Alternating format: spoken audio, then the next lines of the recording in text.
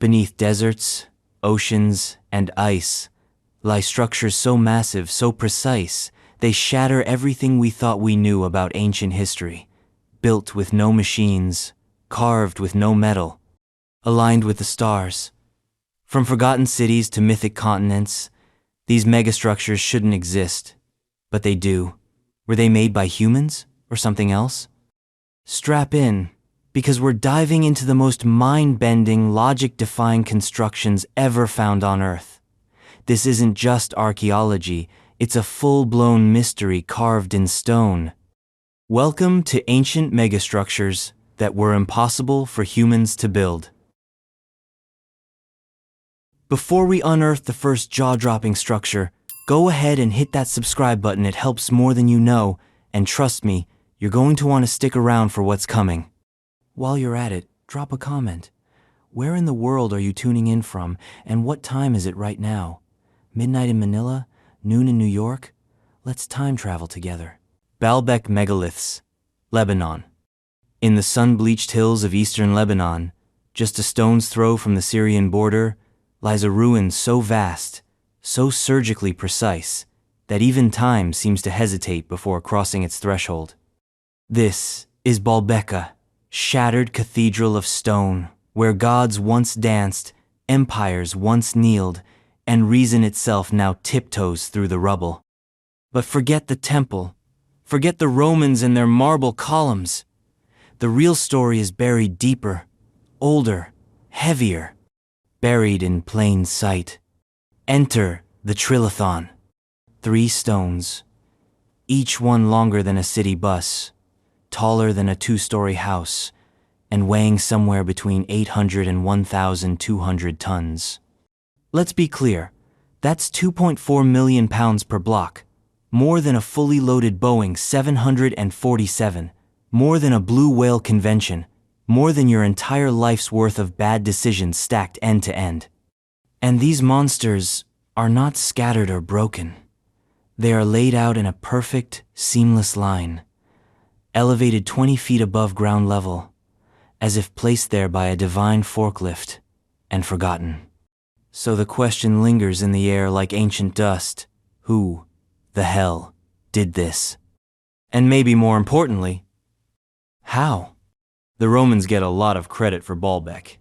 After all, they did build a massive temple complex, heredicated to Jupiter, Bacchus, and Venus, turning it into the Las Vegas of their eastern provinces. It was an architectural brag flex: giant Corinthian columns, ornate carvings, marble stairsall, the bells, and Bacchic whistles. But there's a problem. The trilithon isn't Roman. In fact, the platform that holds up their entire religious extravaganza appears to predate them, which is awkward. Like building your mansion on top of a Tesla battery you can't explain. Archaeologists agree the stones were there before the Romans arrived. Some theories claim they were placed during the time of the Phoenicians. Others whisper about Bronze Age giants or lost Atlantean engineers. And then there's the popular shrug. We don't know, man.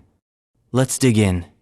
To move a 1,000-ton stone today, you'd need multiple cranes, custom gear, and a crew that knows what they're doing.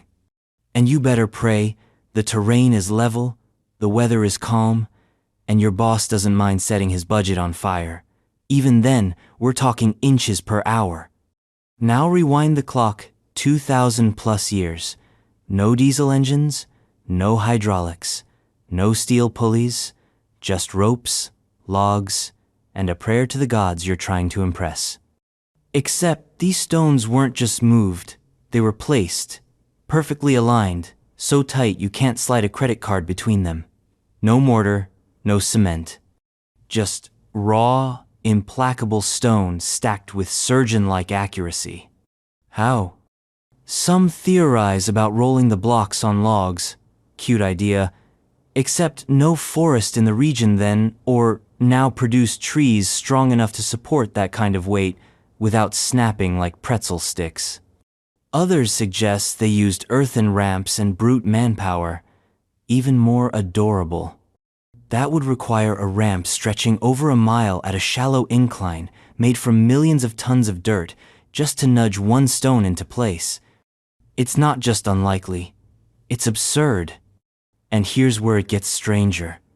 In 1990, archaeologists found an even bigger stone in the quarry nearby. The stone of the pregnant woman, estimated at over 1,200 tons. Then, in 2014, they found another one beneath it, clocking in at around 1,650 tons. That's more than 2.5 Airbus. A 380S fused into a single chunk of limestone. These stones were cut. Smooth, geometric, sharp-edged. Someone looked at a mountain and decided to slice off a multi-million-pound slab with uncanny symmetry. But they weren't moved. They sit abandoned in the quarry, like forgotten gods sulking in the dust. Which leads to a haunting implication. Someone once had the capability to cut and move these megaton stone sand, then lost it. What kind of civilization does that? What kind of technology disappears without a trace? Now, here's where it spirals. Some fringe theorists claim Baalbek wasn't a Roman temple at all, but a pre-human launch pad for ancient aircraft, a literal landing zone for the gods. They point to the flatness of the base, the massive scale, the inexplicable engineering, because in the ancient astronaut playbook, when in doubt, blame the aliens. Others talk about vibration levitation, a hypothetical technology using acoustic frequencies to lift and place stones. No evidence for that, of course, just rumors and esoteric manuscripts from Tibetan monks. But hey, it's easier than picturing 10,000 farmers dragging stones uphill with rope and sheer willpower. But maybe the real mystery isn't in the how. Maybe it's in the why. Why build with stones so massive they risked everything? Why not use smaller, manageable blocks like literally every other ancient culture? Was it religious bravado? A megalithic flex? A message to the stars? Or was it something else? Here's a theory. Permanence. Maybe these ancient builders weren't trying to impress their gods. Maybe they were trying to outlast them. Stone doesn't rot. It doesn't rust. It doesn't burn. When empires fall, when memory fades, stone stays. Maybe that's the whole point. Maybe the trilithon was never meant to be understood. Maybe it was just meant to be remembered. Today, tourists walk across those stones with selfie sticks and sun hats, oblivious to the nightmare of physics beneath their feet. The local guides give the same scripts: Romans, temples, glory, days, but sometimes, just sometimes, someone pauses. They look at the seams. They feel the tremor in their gut. They ask the wrong question, and the ruin stares back in silence. Because Baalbek doesn't answer. It endures, waiting for the next empire to kneel at its base and wonder why their cranes suddenly feel like toys. But this is just the first whisper. A thunderclap lies ahead. Because if you thought the mystery of Baalbek was strange, wait until you see the ghost towers of Sardinia. Sardinia's Nuraghe, Italy. On the windswept island of Sardinia, ancient stone towers pierce the horizon like the broken vertebrae of a dead god. They rise in silence from the scrubby hillsides, hundreds of them, maybe thousands dotting the landscape like a forgotten army frozen in time. They're called nuraghe, and they shouldn't exist. Imagine walking through the backcountry of a Mediterranean island and stumbling upon a 60-foot-tall dry stone fortress built over 3,000 years ago. No mortar, no iron. Just boulders stacked in spirals, defying gravity, weather, and the fragile nature of Bronze Age logic. And then imagine seeing another and another, until you realize this isn't an isolated mystery. It's an entire civilization's love letter to impossibility. And no one knows who wrote it. Let's start with the basics, because the basics are already insane. The nuraghe, plural. Nuraghe are megalithic towers unique to Sardinia. Built somewhere between 1,900 and 730 BCE, they vary in size from small hilltop fortresses to towering complexes of conical structures with multiple chambers, spiral staircases, and interior domes. At least 7,000 have been officially documented. Some say the real number may be closer to 20,000. That's not a typo. This isn't a one-off monument like Stonehenge or a mega-temple like Baalbek. This is an island-wide engineering obsession. Now, the people who built them? We call them the nuraghic civilization, because historians love naming ancient cultures after the only thing they left behind. We have no written records, no inscriptions, no epic poems carved into stone, just bones, pottery, and 20,000 granite enigmas pointing skyward. Let's talk construction. Each nuraghe is made of basalt or limestone, quarried locally and hauled somehow into position without carts or cranes. Some stones weigh several tons. They were then carefully stacked in overlapping rings to create a corbelled dome, basically a hollow, beehive-shaped interior that tapers inward as it goes up. Think of it like building a stone igloo, but without the snow, the sled dogs, or the chill of sanity. No mortar was used, no reinforcements, and yet some of these towers still stand after more than 3 millennia of weather, war, and seismic activity. Now, building one of these would be impressive. Building 7,000? That's obsession bordering on madness. And the kicker? We still don't know why. Theories abound. Some scholars argue they were fortresses, built to fend off invaders or signal across the island with smoke and fire. That's possible until you realize many are built in lowland areas, nowhere near strategic military positions. Others propose they were religious centers, places of worship or burial. But if so, why build so many? There's also the residence of elites theory that these were Bronze Age luxury condos for tribal chiefs. Sounds great, until you consider the labor. Each nuraghe would have required years of effort, hundreds of workers, and a logistics network the size of a small empire, all to house a single family? That's either extreme power projection or a serious real estate bubble. Then there's the alignment theory. Many nuraghe appear to be astronomically aligned. Some face the winter solstice, others line up with lunar events or distant constellations, which leads to the idea that these weren't just towers, but celestial observatorious giant stone calendars watching the stars move across the Mediterranean sky. But this just raises the stakes. Because now, we're not talking about hill forts or tombs. We're talking about an ancient civilization, lost to time, that tracked the heavens, carved astronomical knowledge into stone, and built a continent's worth of megaliths with no blueprint, no writing system, and no outside help. This wasn't a village effort. This was a Bronze Age Silicon Valley, quietly humming along in the middle of the Mediterranean, centuries before Rome was a gleam in a wolf's eye. And then, nothing. By the time the Phoenicians and Carthaginians rolled through, the nuraghic civilization was already fading. No cataclysm, no mass graves, no dramatic collapse, just a slow, eerie vanishing act. Their towers remained, the people did not. Which, of course, leaves a vacuum. And history hates a vacuum. So in come the alternative theorists wielding fringe hypotheses, like flamethrowers at a hay bale convention. Some believe the nuraghe were power generators part of a lost energy grid, channeling geomagnetic currents like Bronze Age Tesla coils.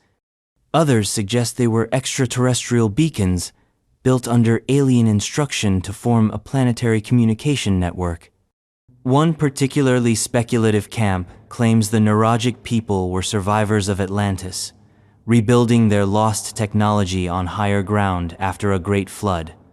Yes, it's ridiculous, but so is the reality. And let's be honest, sometimes the only thing wilder than a conspiracy theory is the truth sitting quietly behind it. Now let's talk about the detail that really breaks the brain. They're not all the same. Some nuraghe are single towers. Others are vast complexes, dozens of towers, interconnected by walls and courtyards, creating mini fortresses with living quarters, kitchens, cisterns, even sanitation systems. And they evolve over time. Earlier examples are rougher, more primitive. Later ones grow in sophistication, precision, and size. This means not only were these people building on a massive scale, they were also iterating, improving their architecture over centuries, which implies a system of knowledge transmission, oral or otherwise. And that makes the silence even louder. Because if they had this much engineering skill, this much astronomical understanding, this much architectural prowess, where are their words? Where's the writing? The schools? The ledgers and laws and love poems? A civilization this capable doesn't just forget how to write, unless maybe they never did. Which brings us to one final, unsettling possibility. What if the nuraghic people were not the original builders? What if they found these tower shafts, finished, abandoned, monolithic hands simply adopted them, built upon them, used them as foundations for their own emerging society? It's not unprecedented. Think about the Great Pyramid, the Sphinx, Göbekli Tepe. Over and over, history shows us that ancient sites are often layered up palimpsest of civilizations, each writing their story over the bones of the last. If that's the case, then the real builders of the nuraghe are even further out of reach, a ghost civilization, predating the Bronze Age, leaving only stone as their final status update. And here's the horror show punchline. There could be more. Still buried under hillsides, hidden in valleys, erased by time or repurposed by generations who didn't know what they were looking at. Thousands of megastructures, built by people we've never named, for purposes we'll never fully grasp. Sardinia today is quiet. Tourists come for beaches and seafood. Locals tend vineyards and raise goats on the same land their ancestors once transformed into a granite labyrinth.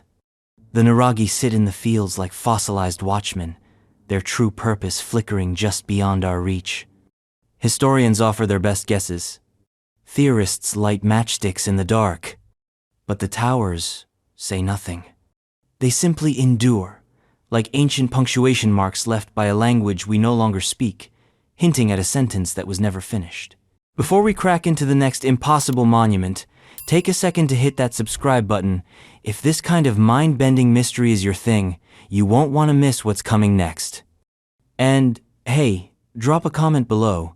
Where are you watching from, and what time is it right now? Are you diving into ancient enigmas at 3 a.m. in Tokyo, or killing time on a rainy afternoon in Sao Paulo? Let's see where in the timeline we all are, because things are about to get weirder. Malta's megalithic temples.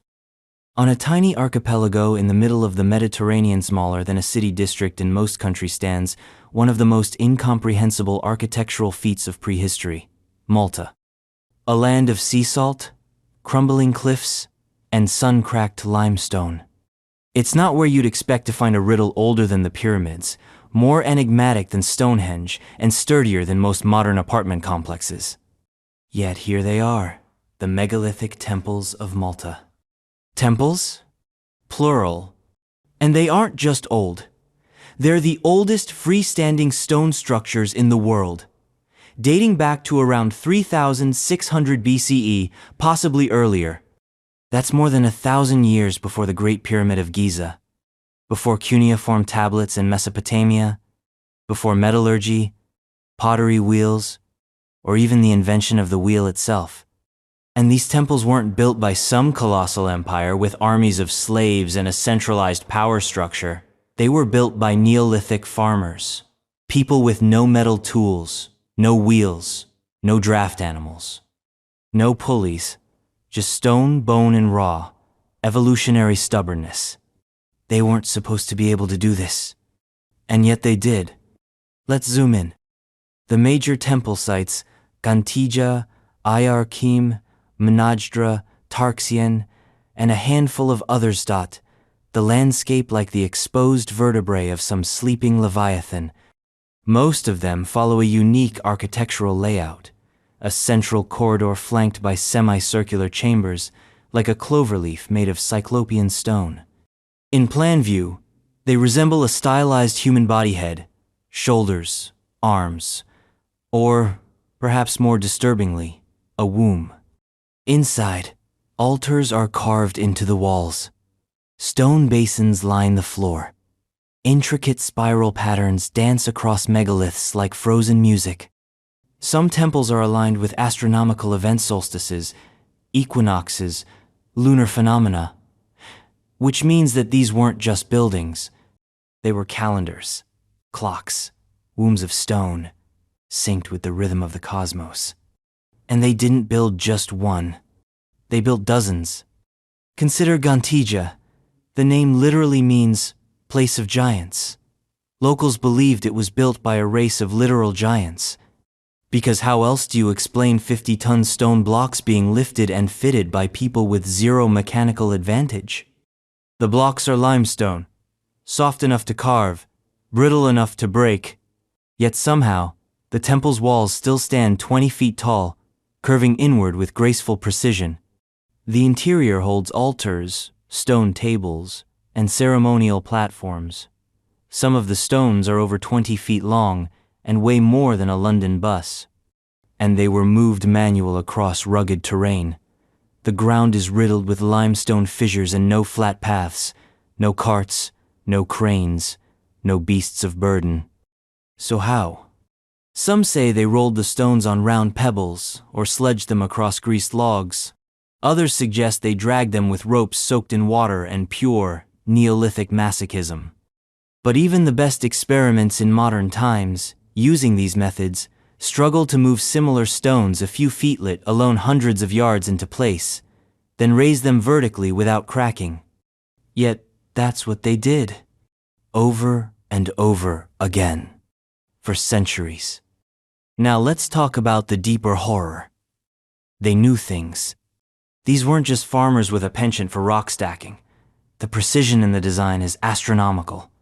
Minajra Temple, for instance, is aligned so precisely that on the spring and autumn equinoxes, sunlight pierces the main corridor and lights up the inner altar like a spotlight from the gods. On solstices, the sun rises perfectly between the doorway stones. That's not an accident. That's an observatory. So now we've upgraded our mental image. Not just stone-wielding farmers, but Neolithic astronomers, sky readers, calendar makers who lived by the pulse of the stars and built their beliefs into stone. But it doesn't end there. At Tarxien, the interiors are decorated with spirals, animals, and abstract carving slams, bulls, goats, and a symbol that looks suspiciously like the female reproductive system. There's a kind of sacred geometry, repetition, rhythm, proportion. The same mathematical mind that gave birth to the golden ratio was already in play, quietly whispering through carved limestone 5,000 years ago. And what were they worshipping? We don't know. But we can guess. Enter the mother goddess. Dozens of statuettes have been found at these sites, broad-hipped, featureless figurines with exaggerated proportions, fertility icons, matriarchal archetypes. A people who saw the divine not in thunder or war, but in birth, death, and renewal. The temples themselves seem to reflect this ethos. The semicircular chambers, like the lobes of a uterus, the corridors, like a vaginal canal. You don't need to squint too hard to see that these were not just ritual spaces. They were symbolic wombs gateways between life and death, earth and sky, human and divine. And then, just as mysteriously as they appeared, they were abandoned. Around 2500 BCE, the temple building culture vanished. No war, no famine, no apocalypse, just gone. And no one knows why. The island remained, the temples endured, but the builders disappeared, like they were never there at all. Which, of course, leaves the door wide open. Because when the trail goes cold, imagination kicks in. Some theorists believe Malta was part of an ancient global civilization known that spanned continents before some great cataclysm erased it. They point to similarities in construction with Göbekli Tepe, the pyramids, and even megalithic sites in the Americas. Others take it further. The temples, they argue, were energy center harnessing Earth's magnetic fields or vibrational frequencies. The spiral carvings? Not art, but waveform diagrams. The megaliths? Not markers of faith, but resonators built to interact with the planet itself. One idea posits that the temples were healing chambers designed to create specific sound frequencies that could affect the body and brain. Again, no evidence. Just speculation. But also, is it crazier than farmers hauling 50-ton rocks uphill to build cosmic wombs with calendar functions? The line between fringe and fact starts to blur when the facts themselves stop making sense. But let's dial back from the madness for a moment. Because perhaps the most chilling part of the Maltese megaliths isn't what they are. It's what they survived. They've outlasted the people who built them, the ones who rediscovered them, the empires that tried to bury them, burn them, convert them. They survived earthquakes, colonizations, Christianizations, and tourism, and they're still standing, still humming, still waiting. Modern Malta has highways, casinos, and neon lights now, but drive a few minutes outside the city, and the past starts whispering again. The temples are quiet, no signs, no billboards. Just wind, stone, and time. Step inside, and you feel it, a shift in pressure. A hum you can't hear but feel in your bones, like the walls are remembering something you never knew. And if you stand there long enough, staring at those impossible stones, one truth starts to echo back. Someone knew how to do this. Someone not like us. Or worse. Someone exactly like us, with fewer tools, less noise, and a clearer purpose. So where does that leave us? Standing in a stone uterus under the Mediterranean sun, asking questions the wind won't answer. Was it faith? Science? A message carved into the earth's skin? We don't know. Maybe we'll never know. But we do know this. They left us something permanent. Not a language, not a book, not a statue of a king. They left us geometry, stone, silence, and a question. Because if Neolithic people on a speck of land could build temples that defy logic, what else have we forgotten? And if you think prehistoric observatories shaped like goddesses are strange, just wait until we take a detour to Turkey, where civilization itself may have started with a set of 20-foot stone pillars that predate agriculture and logic be a full 6,000 years. Göbekli Tepe, Turkey. High on a barren ridge in southeastern Turkey, just north of the Syrian border, there's a hill. A simple wind-blown mound of dirt and stone. For decades, locals called it Potbelly Hill, Göbekli Tepe. A place so unassuming that for centuries, everyone thought it was just that, a hill. Nothing more than a dusty bump in the earth's skin. They were wrong. Buried beneath that gentle slope was a temple, not just any temple, but the oldest one humanity has ever found. A megalithic structure so ancient it makes Stonehenge look like IKEA furniture. Carved before pottery, before the wheel, before cities, before farming, before history. Welcome to Göbekli Tepe, a monument to something older than civilization, and a direct challenge to everything we thought we knew about the human timeline. Let's rewind. It's around 9,600 BCE. The Ice Age is just ending. Humans are still hunters, gatherers, nomads, roaming in tight-knit tribes. There are no cities, no governments, no metal tools. Agriculture hasn't been invented yet. The best piece of technology most people have is a sharp rock tied to a stick.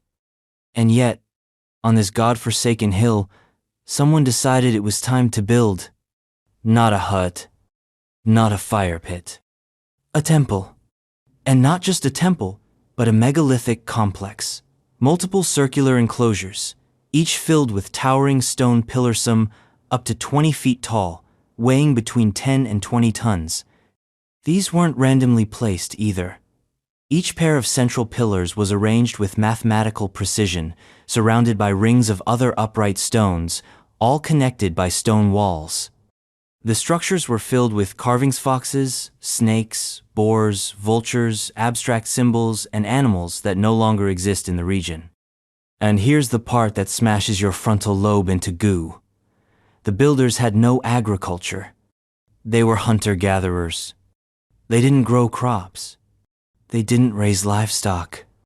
They had no permanent homes. And yet they spent centuries carving, dragging, and erecting these massive pillars, somehow inventing complex architecture before they figured out how to plant wheat. This should not be possible. Humanity's big, storier, neat, smug timeline says that we invented farming, which let us build cities, which led to writing, which eventually gave us religion, culture, and the urge to build monuments. Göbekli Tepe shatters that sequence, because this site proves we were building religious architecture before agriculture. Which means something else had to come first. Belief. A collective myth. A reason powerful enough to make scattered bands of nomads organize, gather, and do the impossible. Before kings, before priests, before laws, before everything. It wasn't grain that built society. It was worship. And the first thing we worshipped? Stone gods in a circle on a wind-blasted hill, staring into the void. Let's talk logistics. Each pillar is carved from solid limestone, chiseled directly from the bedrock using flint tools. No copper, no bronze, just stone against stone. Then they were hauled sometimes over 300 feet without wheels, ropes, or domesticated animals. These people weren't working with brute technology. They were working with willpower, intuition, and muscle. And they weren't just piling rocks. They were carving sculptures, three-dimensional reliefs that wrap around the pillars like visual spells. Animals are rendered with stunning detail. You can see the snarl on a predator's face, the curve of a snake's body, the feathers of a vulture. Some of the figures are humanoid faceless beings with arms stretched forward, hands folded across their bellies, standing upright like silent sentinels. These aren't decorations. They're icons. Symbols of power, fear, death, sex, and mystery. The pillars themselves seem to represent anthropomorphic beings, gods, ancestors, something else watching over the circles from within. And here's where it gets stranger. The builders didn't just build one temple. They built many. Layer upon layer, ring upon ring, over thousands of years. When one enclosure was complete, they buried it, deliberately covered it with dirt, and started a new one nearby. Why? No one knows. It's not erosion. It's not collapse. They intentionally entombed their sacred spaces, as if completing the ritual sealed the energy inside. This wasn't architecture. It was ceremony carved in limestone, a cycle of creation and burial, life and death, build and forget. But let's not ignore the thing that should be screaming in your mind right now. Why did hunter-gatherers build temples? They had no surplus food, no property, no kings or armies or centralized control. Every other megalithic site we know of, Egypt, Stonehenge, Baalbek, Teotihuacan, was built by established societies with infrastructure. Göbekli Tepe has none of that. And yet, it's older than all of them. So either everything we believe about human development is wrong.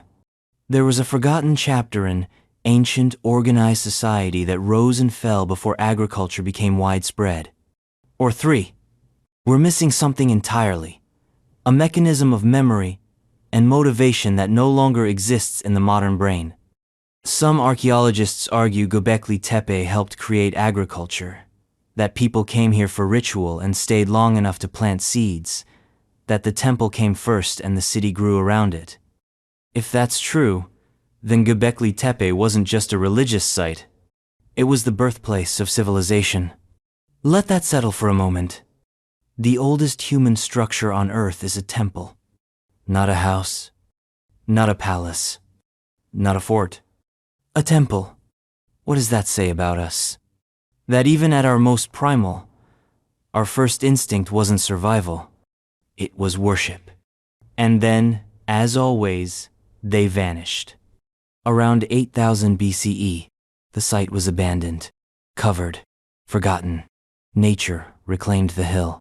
The memory faded into dirt. For 10,000 years, it sat untouched, a silent node of buried power.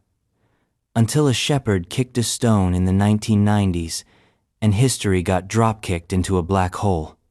Since then, only a fraction of the site has been excavated, maybe 5%. The rest is still underground, waiting. And what's already been found suggests something almost unbearable to consider. This may be one of many. An entire network of ancient ritual centers dotting the Fertile Crescent like forgotten neurons in the brain of a dead god. Lost temples, buried cities, sacred alignments hidden beneath farmland and battlefields. We're not looking at a lone anomaly. We're looking at the tip of a submerged mountain known that hints at a civilization far older, far stranger, and far more advanced than we ever thought possible. And that, of course, opens the floodgates. Alternative theorists swarm to Göbekli Tepe like moths to a torch. Some claim it's proof of a lost high-tech civilization, maybe even the origin of the Atlantis myth. Others say the carvings encode astronomical knowledge, celestial alignments, eclipses, even comet impacts. Some see a prehistoric zodiac, a warning, a cosmic clock. There are whispers of vibrational technology, sacred geometry, psychoactive rituals designed to bridge the gap between man and God. There's talk of sky beings, ancient aliens, Atlantean refugees. No proof, of course. But when the facts are this strange, theories multiply like bacteria in the dark. Even the mainstream admits, we don't know. We don't know what these people believed. We don't know how they organized. We don't know why they built. We only know they did. And that changes everything. Göbekli Tepe is still being dug, slowly, carefully, like archaeologists are afraid they might unearth a truth they're not ready for. Maybe they're right, because every new discovery here doesn't clarify the past, it mocks it. Every pillar that rises from the earth is another middle finger to the tidy story we told ourselves about how humans became human. The truth is, we didn't evolve in a straight line. We rose and fell and rose again. We forgot things we once knew. We built temples in the dust, then buried them before we even figured out farming. And we still don't know why. So we stand now on the edge of the oldest holy place on earth, staring into a 12,000-year-old mystery, listening to the wind whisper through stone corridors, waiting for the next clue. And if you think a circle of faceless gods in Turkey is unsettling, just wait until you hear what the Druids were up to in a muddy field in southern England. Because next, we're heading to a site so iconic it's on postcard sand still. No one can agree on what it was for. Stonehenge, England. At the edge of the Salisbury Plain, where mist lingers over grass like a low-hanging ghost, where the wind hums songs older than language, there stands a ring, not of fire, not of trees, but of stone massive, ancient, silent. Welcome to Stonehenge. It's probably the most photographed megalithic monument in the world. You've seen it on postcards, fridge magnets, alien documentaries, and Druid cosplay festivals. And yet, after more than 4,000 years of standing still, it remains as cryptic and uncooperative as the day it was dragged into position. Because here's the thing. We still don't know exactly why it was built, how it was physically constructed, or even how its builders managed to achieve what, by all logic, they should not have been able to do. Stonehenge isn't just a monument, It's a mirage that refuses to become clear no matter how close you get. And the closer you look, the weirder it gets. Let's break it down. Stonehenge consists of two primary stone types: the massive sarsen stones, each weighing up to 25 tons, and the smaller blue stones, weighing between 2 to 4 tons each. The sarsens form the iconic outer ring and inner horseshoe of uprights, and lintels the so-called post and lintel architecture, where horizontal stones cap vertical supports like a perfectly balanced game of prehistoric Jenga. But here's the brain splitter. The blue stones came from Wales. That's roughly 150 miles away, not across smooth roads, not across calm seas, across undulating hills, thick forests, and treacherous rivers. And these stones weren't just picked up and tossed in a sack. They were cut, shaped, and transported with care by people who had no wheels. Let that echo for a second. 2-ton stones, dragged by hand for 150 miles through a Neolithic obstacle course. And that was just to get the materials to the site. Then they had to raise them some over 20 feet high and fit them together with precision mortise and tenon joints. That's woodworking joinery in stone. Like someone taught prehistoric people the basics of carpentry and forgot to mention they weren't using timber. Who does that? And more importantly, why? That's the part that turns Stonehenge from an engineering puzzle into an existential riddle. Because nobody builds something like this for shelter, or storage, or ego. They build it for meaning. The site is aligned with the solstices. On the summer solstice, the sun rises perfectly over the heel stone, casting its light into the heart of the circle. On the winter solstice, it sets between the tallest trilithons. This isn't a coincidence. This is astronomy in stone, a cosmic calendar that predates any known British written language by 2 millennia. But it doesn't stop there. Burials have been found nearby cremated remains, some buried with grave goods. This suggests Stonehenge may have been a place of funerary ritual, a connection between life and death, between this world and whatever came next. Still, it feels incomplete. The structure is too elaborate, too physically demanding to be a mere cemetery. If it were just for burying the dead, they wouldn't have needed celestial alignments. They wouldn't have dragged stones from across the country.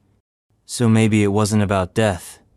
Maybe it was about control over time, over the seasons, over people. A temple to certainty in a world defined by chaos.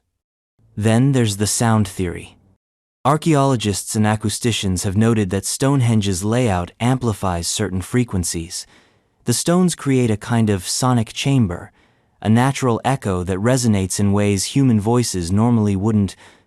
Some believe this site was used for ritual chanting, music, or shamanic trance, where sound and structure fused into religious experience. You stand in the center, surrounded by looming stone giants, chanting rising into the fog, sun piercing the horizon, and for a moment, you're not on Earth anymore. You're in liminal space, a doorway between dimensions. If that sounds wild, consider this. Someone designed that effect. Someone understood that acoustics mattered. That stone and space and sound could work together to transform a person's state of consciousness. That's not tribal campfire spirituality. That's psycho-architecture. And that kind of knowledge doesn't spring up from nowhere. Now, let's talk phases. Stonehenge wasn't built in a day, or a year, or a generation. Construction took place in stages over 1,500 years. The first version of the monument, a circular earthwork, was built around 3,100 BCE. The stones started arriving several centuries later. The whole site was constantly reworked, added to, rearranged. People across multiple generations, people who never met, participated in this massive collective project. Think about that. Imagine your great-great-great-grandfather laying the foundation for something your great-great-grandchildren will finish. That's a timescale of faith and community that makes modern attention spans look like gnats on espresso. And this wasn't just local. Stonehenge seems to have been a magnet, a pilgrimage site. The blue stones from Wales aren't just about logistics, they're about connection, cultural fusion. A symbolic stitching together of distant tribes into one shared vision. Some bones found near the site have isotopes indicating origins hundreds of miles away. People came from all over to be part of whatever was happening here. This wasn't a village's project. It was a continental convergence. And nobody writes a 1,500-year love letter to a stone circle unless something very big is at stake. Of course, when things get mysterious, the fringe theorists bring snacks. Some say Stonehenge was built by giants, literal ones. Others claim it's a remnant of Atlantean knowledge, preserved after some ancient global cataclysm. There's the ever-popular ancient aliens narrative, too, because what monument worth its salt isn't part of some extraterrestrial sitemap? But even setting the sci-fi aside, the truth is already weird enough. Because what Stonehenge represents is a kind of civilizational premonition. It came before writing, before the state, before organized religion, before empires. It came from people with stone tools and deer antler picks. And yet, it whispers the same kind of awe that Gothic cathedrals, Aztec pyramids, and modern observatories try to bottle centuries later. It's an echo from a part of the human brain that still exists but that we rarely hear anymore. The part that looks at the stars and doesn't just see balls of gas but stories, patterns, gods, seasons, signs. Stonehenge is that instinct, fossilized. Today, tourists shuffle around the monument on a designated gravel path, snapping photos through protective fences, buying druid plushies in the gift shop. It's a heritage site now, a curiosity. But if you visit at dawn, before the crowds arrive, when the mist hangs low and the stones loom tall, you might feel it. The hush, the weight. The awareness that you are standing inside a message carved into the earth by people who did not speak your language but knew exactly what they were doing. And if you ask the stones what they mean, they won't answer. They never do. They just stand, watching, listening, waiting for the day we stop looking at them with cameras and start looking at them with questions. So where do we go from here? From a fog-drenched riddle in the English countryside to a windswept plateau in the Bolivian Andes where precision-cut stones so sharp, so interlocking, and so mathematically perfect, they make Stonehenge look like finger painting. If you think dragging rocks across England was hard, wait until you see the high-altitude machine shop that is Puma Punku. Puma Punku, Bolivia. High in the Bolivian Andes, nearly 13,000 feet above sea level, where oxygen is scarce and even modern machinery wheezes like a smoker on a treadmill, lies the shattered skeleton of a mystery that refuses to die. Its name is Puma Punku, the door of the puma. A name that sounds like a forgotten chapter of a myth, or maybe a clue left by a civilization that understood something we've long forgotten. Because what lies scattered across this windswept plateau is not just stone. It's precision. It's geometry. It's the kind of engineering that makes you question your own eyes, your own textbooks, your own understanding of what humans, especially ancient humans, are supposed to be capable of. Puma Punku is not just impressive or advanced. It is impossible. And yet, there it is. Let's start with the stones. Some are small, only a few tons. Others weigh upwards of 100 tons. They're cut from red sandstone and andesite, some of the hardest stone types known to man. Andesite clocks in at around 7 on the Mohs hardness scale, hard enough to dull steel tools. And yet these stones aren't just cut. They are machined. We're talking razor-straight edges, perfectly flat surfaces, crisp 90-degree angles that meet with such precision you couldn't slide a human hair between them. Some blocks are are shaped like interlocking puzzle pieces. Others have perfectly drilled holes uniform in depth and diameter, spaced at exact intervals, as if stamped by some kind of ancient CNC machine. Let that sink in. At a time when the dominant tools were made of stone, bone, or at best copper, someone at 13,000 feet was cutting hard volcanic rock with millimeter-level accuracy. And these stones weren't decoration. They were infrastructure. Lintels, doorways, foundation blocks, modular pieces meant to connect and stack like a real-life version of architectural Lego. So the question echoes off the mountains like a war drum. How did they do it? Let's be clear. Mainstream archaeologists attribute Puma Punku to the Tiwanaku civilization, which thrived in the region from about 500 to 1000 CE. They were brilliant in their own right, astronomers, urban planners, artisans, but even they seemed dwarfed by the scale and precision of Puma Punku's engineering. Why? Because even modern stoneworkers struggle to replicate these cuts without diamond-tipped tools. And even today, getting that kind of precision at this altitude would require cranes, trucks, lasers, and a logistical network that the Tiwanaku, as far as we know, did not possess. So, either our understanding of the Tiwanaku is missing something enormous, or these stones were already here long before the Tiwanaku arrived. Adopted. Repurposed. Inheriting a structure whose original builders have been erased from the archaeological record like chalk off a blackboard. Let's talk about the most infamous detail, the H-blocks. These are modular stones shaped like the capital letter H, symmetrical, identical, and engineered to slot together in a specific configuration. There are dozens of them, each one precisely carved. No two are off by even a millimeter. And when laid out, they appear to form part of a larger structural grid-like, the corner pieces of an immense architectural puzzle. This isn't stacking rocks for a wall. This is prefabrication. This is standardized engineering, something we didn't really master until the Industrial Revolution. And yet, here it is, at 13,000 feet, carved into rock harder than anything your local Home Depot stocks. Some researchers have called this out-of-place technology. Others call it what it looks like. Machine work. Except there were no machines, no wheels, no written language, no known workshops. Just perfect symmetry and a cold, quiet refusal to explain itself. The logistics alone are nightmare fuel. The sandstone blocks were quarried from over 10 miles away. The andesite came from across Lake Titicaca, the highest navigable lake in the world. How did they transport 100-ton blocks over mountains and water? No boats from the period could have supported that weight. No beasts of burden were capable of hauling them.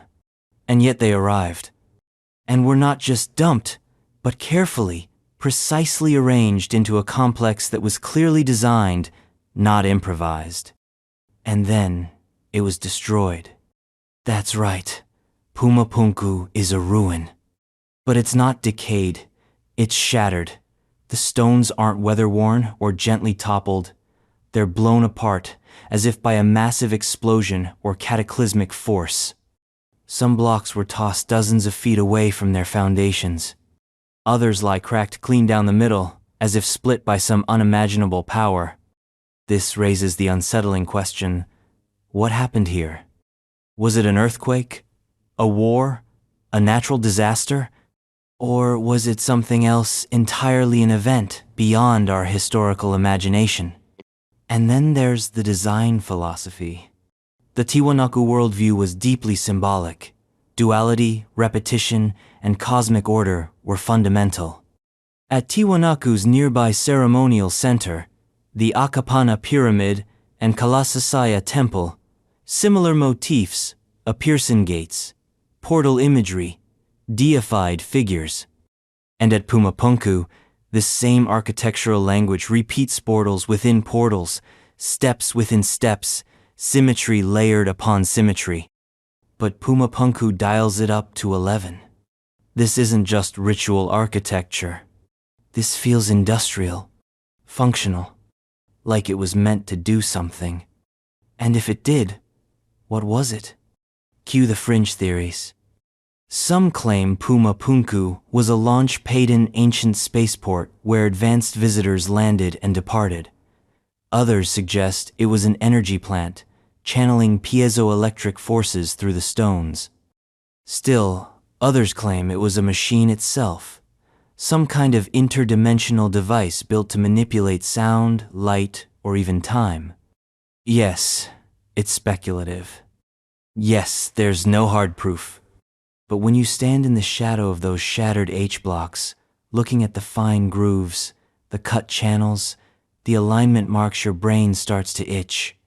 Because if ancient people built this with no metal, no wheels, no written plans, and no power tools, why haven't we been able to replicate it? Even with all our technology, we haven't recreated a functional model of the Puma Punku complex. We don't even know what it originally looked like. We're staring at the exploded parts of a machine without the manual, trying to guess what it used to do. And that's assuming it was ever meant for us to understand. Today, the site lies exposed under the relentless Andean sun. Tourists walk among the shattered stones, snapping photos with confused awe. The site is managed, interpreted, explained, but never solved. Because Puma Punku doesn't give answers. It gives questions. What if this site isn't an anomaly, but a survivor? What if there were others now buried, erased, or mistaken for natural formations? What if we're missing a chapter of human history so far outside our current framework that we literally can't see it? What if we've been looking for Atlantis under the sea when it was in the mountains all along? So we're left with fragments. Perfectly cut, perfectly broken. Echoes of a logic that no longer exists, a precision we can't recreate, a technology we can't reverse engineer, a civilization that should not have existed, but did, and then vanished without leaving a single word behind. Only stone, only silence, only the lingering suspicion that we are not the peak of human achievement, but merely the amnesiacs of a much older, much stranger story. And if you think that's unsettling, hold on to your sanity, because just up the road lies another mystery wrapped in granite and defiance. A fortress of polygonal blocks, stacked like a stone jigsaw puzzle too perfect to have been made by hands alone. Sacsahuamán, Peru. High above the city of Cusco, like a silent thunderclap frozen in stone, sprawls the fortress of Sacsahuamán, a name that means royal eagle in Quechua, but might as well mean architectural whiplash. Because here, on this sacred ridge once crowned by clouds and kings, something happened that has defied time, logic, and every sane explanation archaeology has to offer. This is no castle, no simple citadel.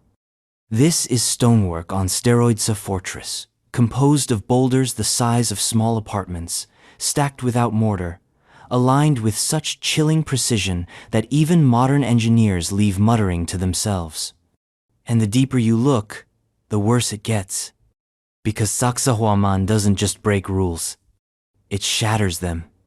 Let's talk about the stones. They come in all sizes, but the largest weigh over 120 tons.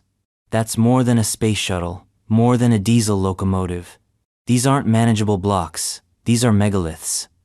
And they aren't just dumped into piles, they're shaped cut into irregular multi-angled polygons, each one fitting perfectly against its neighbors like the pieces of a 3D jigsaw puzzle.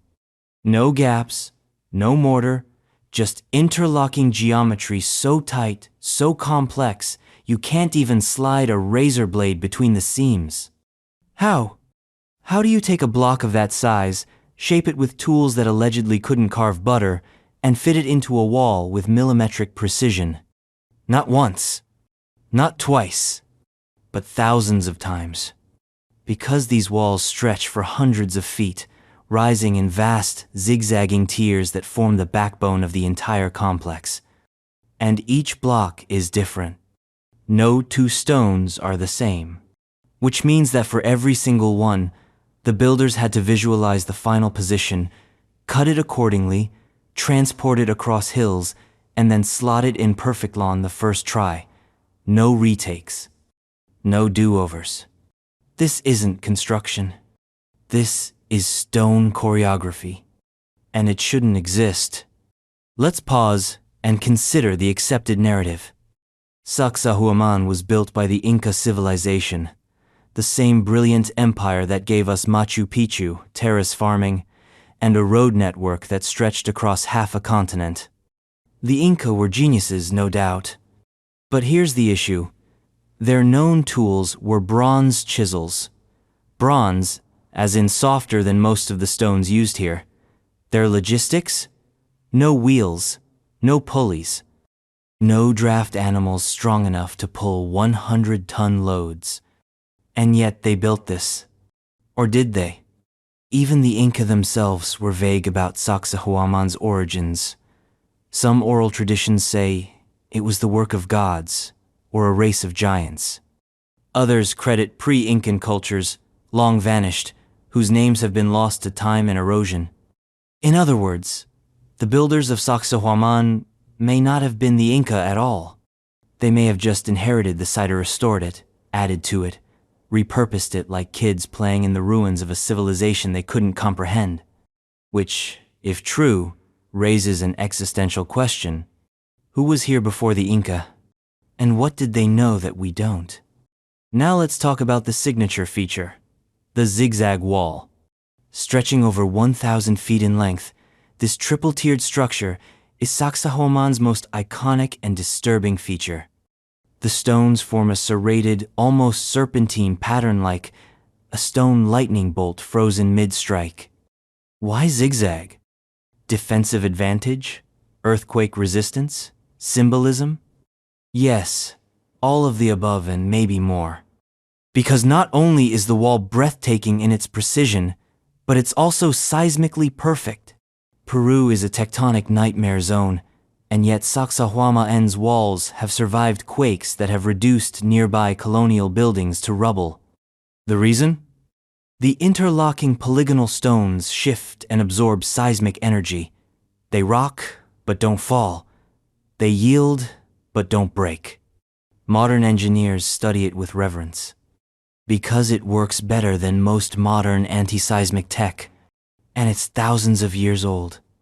Built without blueprints, without metal scaffolding, without AutoCAD. Just intuition and Stone Age tools. Sure, let's go with that. But that's just the physical challenge.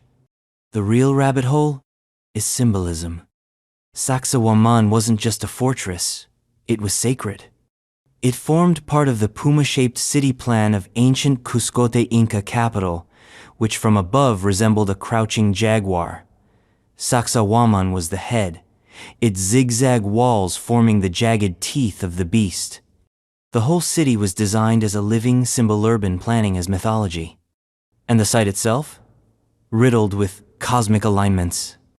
Solstices, cardinal directions, astronomical markers embedded in the stone. This was a place of power, ritual, blood.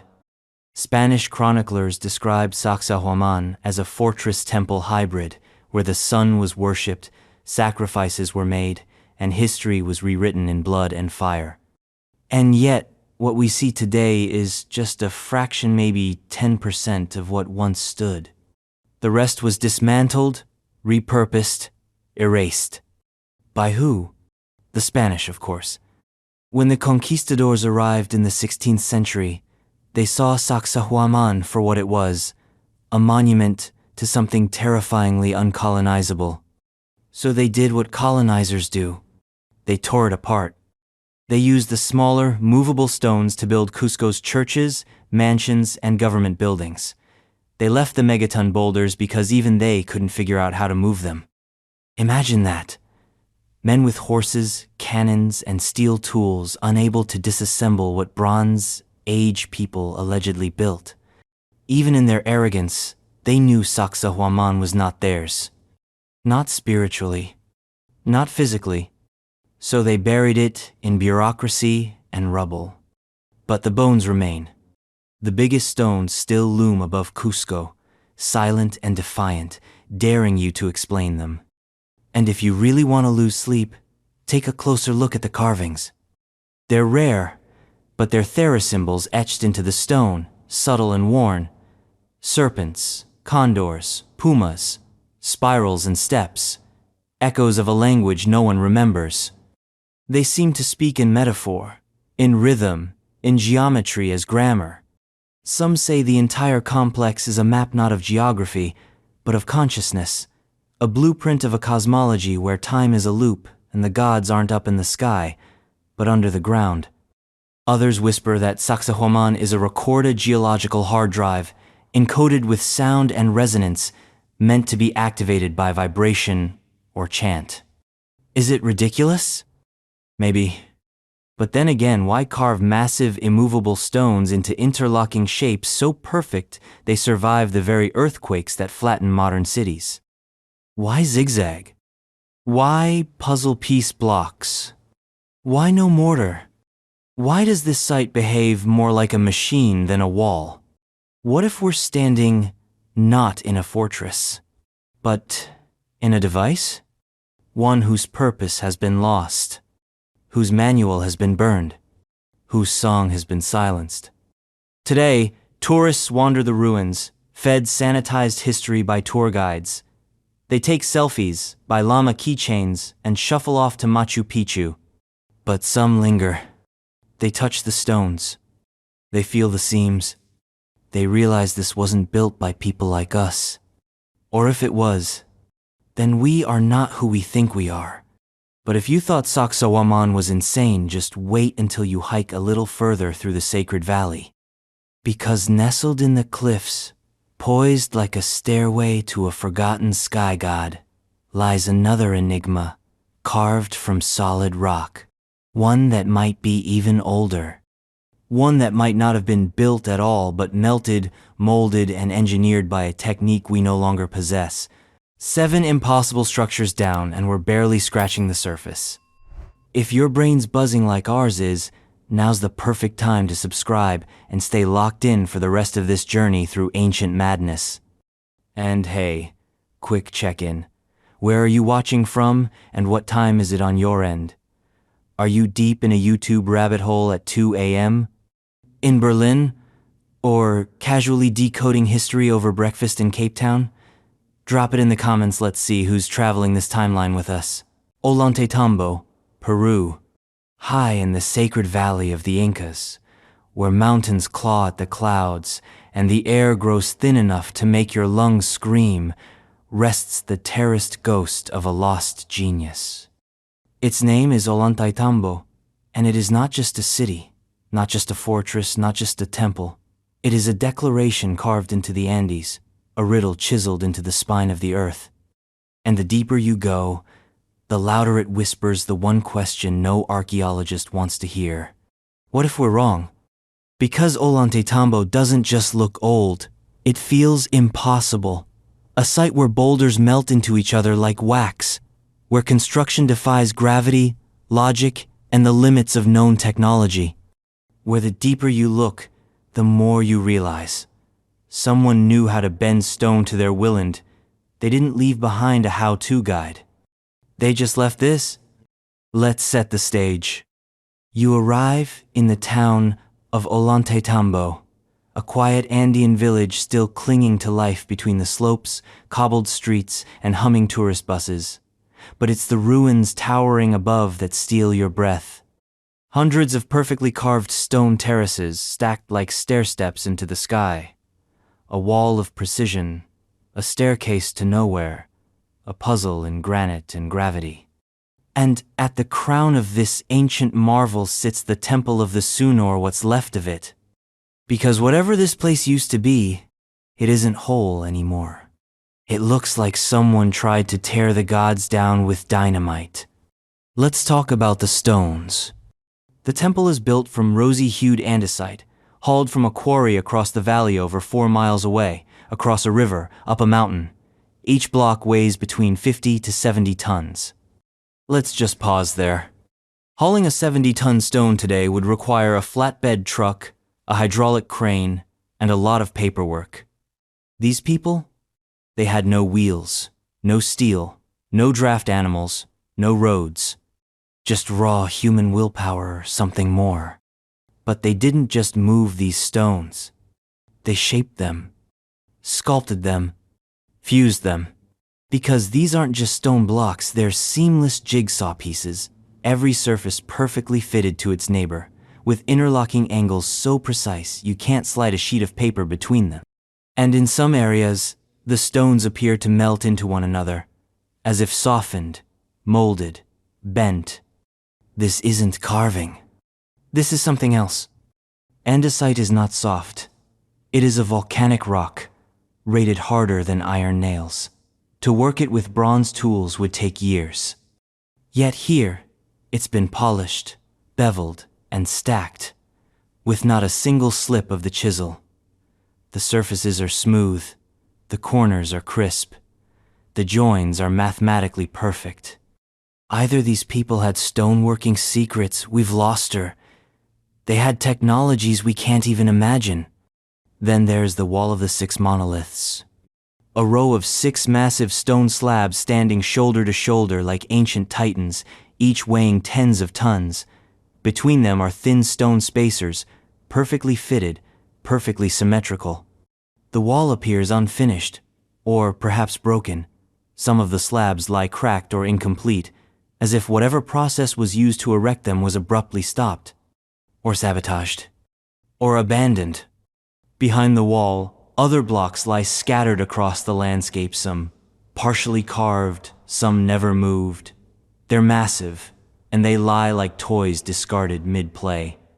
And that raises a terrifying possibility. Did something happen here? Was the site attacked? Or did the builders leave, suddenly, mysteriously never to return? Let's pull the camera back. The entire Ollantaytambo complex is a blend of agricultural, religious, and military functions. There are terraces, channels, fountains, temples, granaries, and fortifications. But even here, the stonework shifts. Some parts are undeniably Incan-finely cut but simpler, polygonal, with their signature mortarless fit. But then there are the megalithic sections, the parts that seem older, sharper, more advanced. In fact, much like Sacsahuamán and Machu Picchu, it appears Ollantaytambo was built in layers. An older foundation of mind-bending stonework, a middle phase of more standardized Inca architecture, and a final veneer of colonial ruins and modern decay. So the question emerges, did the Inca build Ollantaytambo? Or did they find it? Restore it? Expand upon a city already ancient when they arrived? And if Soho built the core? Cue the chaos. Some fringe theorists claim the builders used sonic technology vibration-based tools that could soften stone, allowing it to be molded like clay. Others suggest heat-based engineering, using solar mirrors or chemical treatments to alter the molecular structure of the rock. And then there are those who go full cosmic, claiming alien intervention, lost Atlantean tech, or an ancient pre-flood civilization with knowledge that dwarfed ours and vanished before the first recorded date in human history. Is it ridiculous? Maybe. But ask yourself, which is harder to believe? That Bronze Age humans, with no iron, no wheels, and no draft animals, somehow moved and fused 70-ton stones up a mountainside with pixel-perfect geometry. Or that we're missing something? Now, let's talk water. Yes, water. Ollantaytambo isn't just a fortress or a temple. It's a hydraulic masterpiece. The site contains a sophisticated irrigation system channels, aqueducts, fountains carefully carved and precisely leveled to maintain consistent flow rates, pressure, and purity. Water flows from mountain springs, guided through stone canals that bend and curve like the veins of a living creature. Some channels are narrow and sharp, others wide and flat.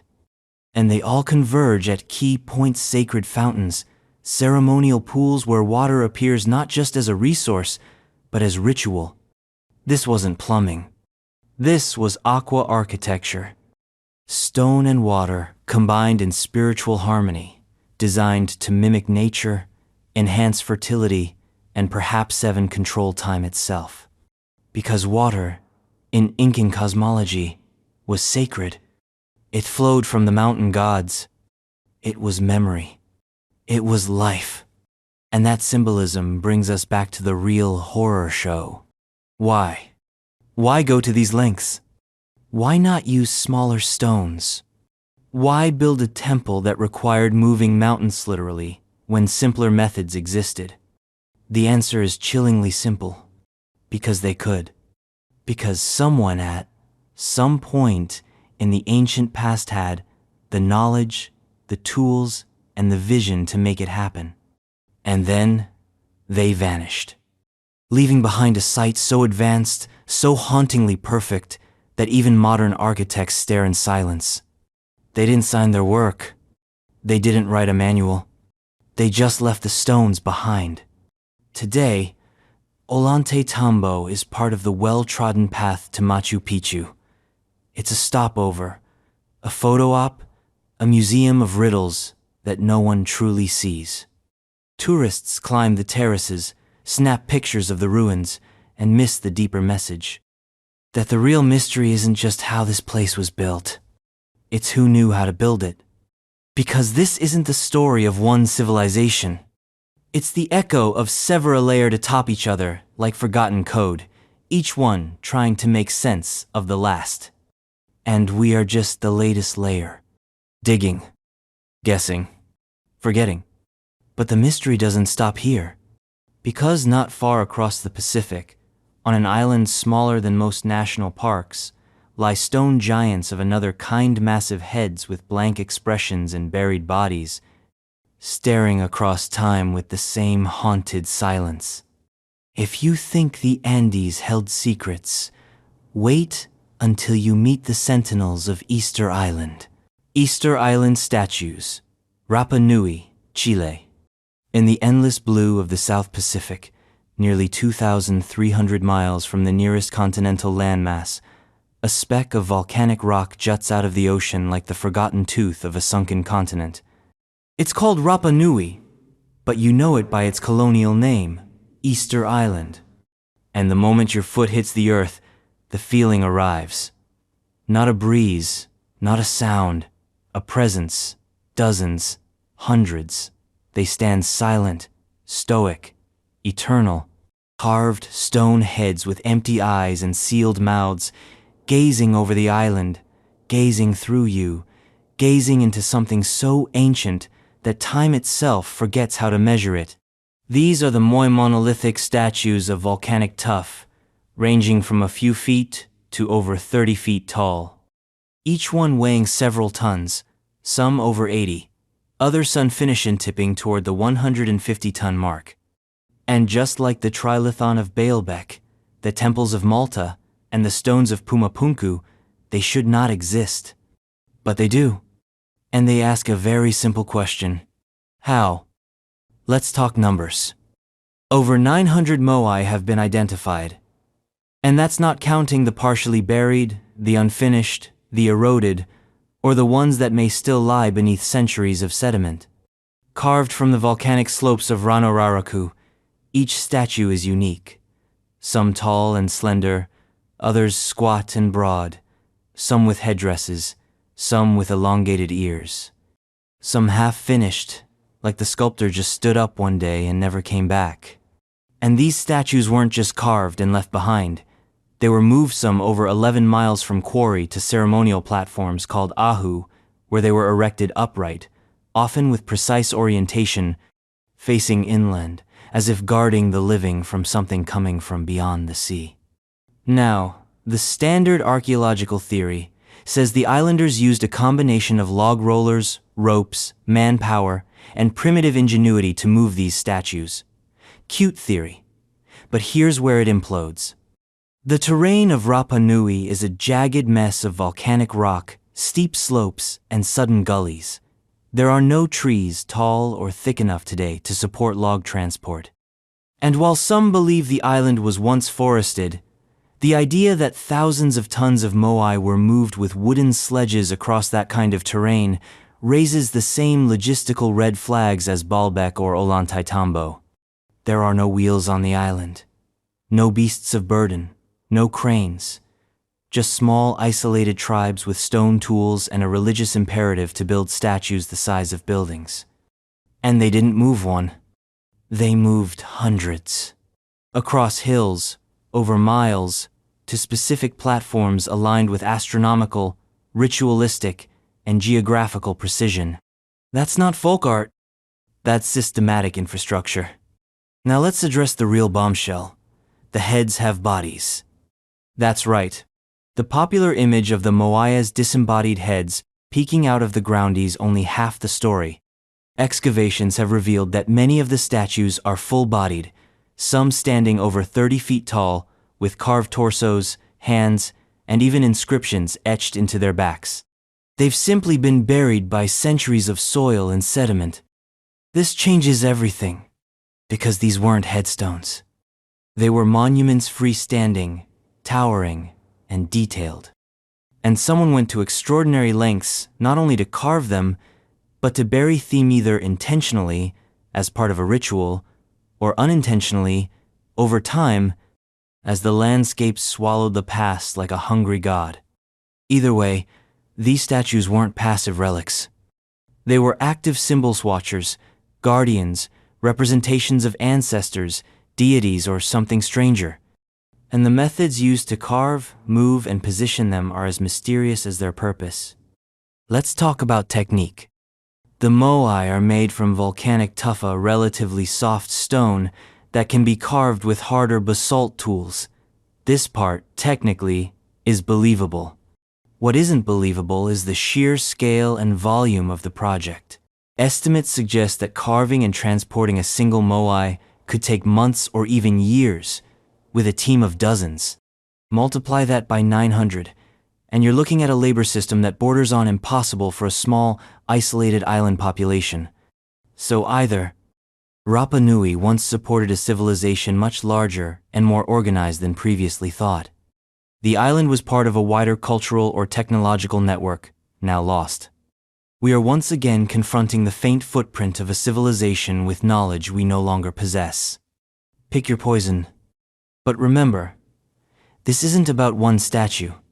This is about an entire civilization dedicated to something so monumental, so soul-consuming, that they rearranged their entire world to serve it. And then, like clockwork in these stories, came the collapse.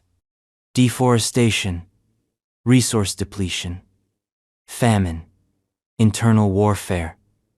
By the time European ships arrived in the 18th century, Rapa Nui was a shadow of its former self. The statues were toppled, the people divided, and the knowledge, whatever it had been, was gone. Some say the collapse was self-inflicted. Others argue it was the result of external exploitation slavers, missionaries, colonial administrators who stripped the island of its last vestiges of cohesion. Either way, the moai remained, silent, watching, as if waiting for someone to finally ask the right question. Fringe theories, of course, rush in like the tide. The island's isolation, the size of the statues, and the loss of knowledge have fed a buffet of alternative ideas. Ancient astronauts, Atlantean survivors, even a prehistoric global seafaring culture that left stone breadcrumbs across the world. Some point to similarities in megalithic construction across continents. Others highlight the Rongorongo Scripta series of mysterious glyphs found on wooden tablets from the island, believed by some to be a lost writing system. No one has translated it. Most scholars believe it's not true writing at all. But what if it is? What if the moai and Rongorongo are the only surviving elements of a much larger tradition, wiped out not just by time, but by some event we've forgotten? What if we're staring at the ruins of memory itself? And then there's the sea. Because Easter Island is not just a dot in the ocean. It's a marker, a node, a point on a map that may once have connected it to other megalithic anomalies from Polynesian stone platforms, to the submerged ruins of Yonaguni, to the impossible roads of Bimini, to the lost structures in the Andes, and perhaps even to a global tradition of building in stone, at scale, with purpose. We don't know. But the Moai are aligned, not just with each other, but with celestial events, with the movement of the stars, with the seasons and tides, with stories older than history. And we've forgotten the stories. All that's left are the statues and the silence. Today, Rapa Nui is a UNESCO heritage site. The Moai are cordoned off, protected, photographed, and slowly degrading under the weight of salt, wind, and oblivion. Tourists walk among them with selfie sticks, guided by plaques that guess at their meaning. Children climb the platforms. Scientists catalog the erosion. But the question remains, as sharp and unyielding as ever. Why? Why carve hundreds of stone giants and haul them across an island? Why face them inland, toward the villages? Why bury some, topple others, leave a few half-carved in the mountain like forgotten thoughts? What message were the builders trying to send across space, across time, across memory? And what happened to that message? Was it ever received? Because the Moai aren't just statues. They're witnesses to a time we don't remember, to a technology we don't understand, to a world that doesn't quite fit the narrative we've built for ourselves. And if you think that's chilling, wait until you dive beneath the waves to a different enigma, one not sculpted by wind or myth, but submerged in silence, with perfect angles, carved steps, and a geometry so precise, it begs the question, did someone build a monument beneath the sea? Yonaguni Monument, Japan. Beneath the waters off the coast of Japan's westernmost island, where the Pacific crashes against the Ryukyu archipelago and the sea is as clear as ancient memory, lies a structure so confounding, so sharply geometric, that it splits the line between natural formation and man-made monument like a tectonic fault through time. This is the Yonaguni Monumenta, submerged leviathan of stepped platforms, broad terraces, vertical walls, and corridor-like trenches. Hidden for millennia beneath the ocean's skin, it was discovered not by archaeologists, but by a diver chasing hammerhead sharks. What he found instead was a megalith. But not just any megalith. One that looked like it had been cut, sculpted, engineered, and then drowned. Let's paint the picture. The structure lies about 25 meters underwater, close enough to the island that it could once have stood proudly above the wavesif. The sea level were lower by about 100 feet. Which, spoiler alert, it was during the last ice age. Let's do the math. If Yonaguni was above water around 10,000 years ago, that places its origin at a time when humans were still learning how to plant grains, when woolly mammoths roamed Siberia, and when civilization was a word we hadn't even invented yet. So what is this thing doing here? Imagine descending into crystalline blue water and seeing a cliff wall give way to a giant staircase. Massive right-angled steps stretch across the seabed, each several feet high, aligned with a precision that no coral reef or natural wave action can easily explain. Then you swim around the base and there it is. A flat, megalithic platform, nearly 500 feet long, with right angles so clean they make surveyors weep, corner joints, parallel trenches, a ziggurat-like form that steps upward in plateaus, like a ceremonial terrace. And, at the summit, a flat stage with what appears to be a central altara dais, square and smooth, as though waiting for a forgotten god to return. Now let's talk features. There's the grand staircasia sweeping ascent carved into the rock, the kind you'd expect at a religious or royal structure. There are hallways, sharp-edged passageways, and symmetrical canals that look more like aqueducts than geological scars. There's the turtle monument, a stone shape that unmistakably resembles a carved turtle, shell-curved, proportioned, and absolutely unnatural in its isolation. There are supposed walls, standing vertical, with parallel lines etched along their sides. And in one area, a formation that resembles a human face, its contours worn but unmistakably anthropoid eyes, a nose, a mouth. Coincidence? Maybe. But if this is all natural, it is the most deliberate architectural accident in geological history. Let's be fair. Mainstream geologists argue that the monument is the result of natural tectonic activity. The island sits in a seismically active region. Its sandstone strata naturally fracture along horizontal and vertical lines. Over time, earthquake forces and wave erosion can create geometric patterns. Yes, that's true. But not this geometric. Because the angles at Yonaguni are not just sharp, they're repeated, layered, proportioned, consistent. The kind of consistency that doesn't occur over random chance but over design. The steps? Uniform. The walls? Aligned. The cuts? Straight. And these features exist in clusters too many, too regular, to dismiss as a fluke of nature. Even some mainstream archaeologists have grudgingly admitted that if it is a natural formation, it has been heavily modified by humans. Which brings us to the question, if people did alter Yonaguni, who were they? And what were they doing 10,000 years ago, sculpting ziggurats beneath the waves? Now it gets uncomfortable. Because if the structure was above sea level during the late Pleistocene, that places its construction well before the rise of known civilizations. Before Egypt, before Sumer, before Göbekli Tepe, before writing, before agriculture in Japan. In short, before history began. So the builders of Yonaguni would have been part of a lost chapter. A people who not only possessed megalithic architectural skill, but also had a Rizona ritual, a function, a vision for carving temples into rock faces at the edge of the world. A civilization that would have existed before the great melt-the-global sea level rise that occurred after the last ice age. When the oceans rose, coastlines disappeared, and any early coastal civilizations were swallowed by the sea. What if Yonaguni is not an anomaly?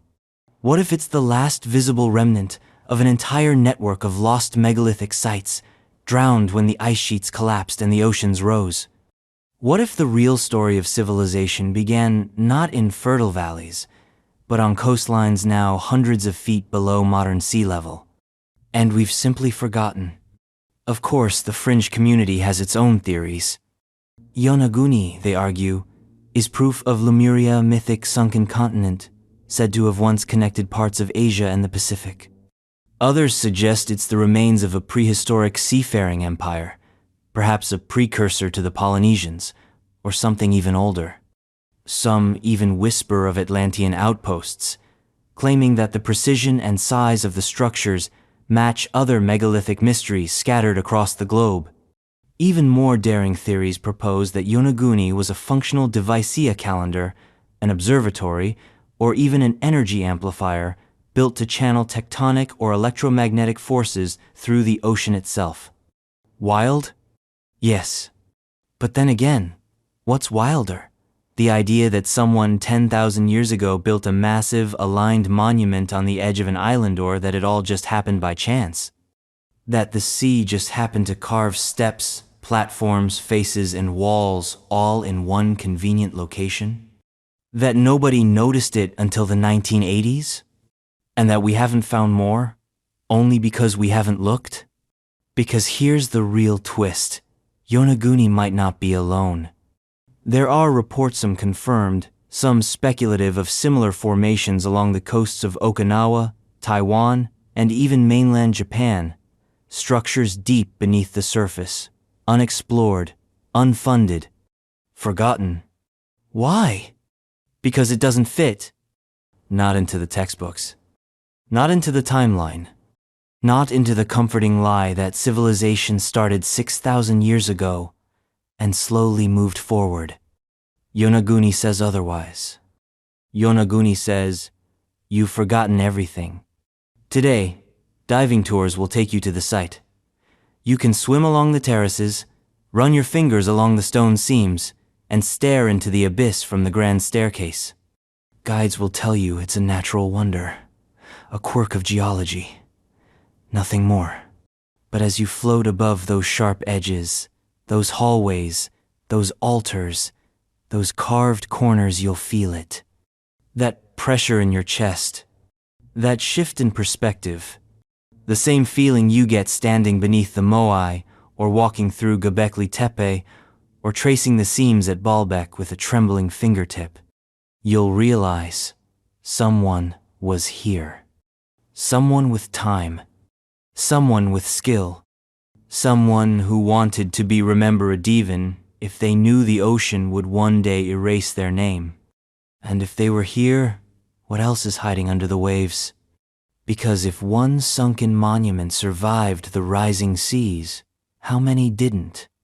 How many now lie buried beneath silt and myth? And if you think that's unsettling, wait until we climb back to the surface and walk along the Cyclopean walls.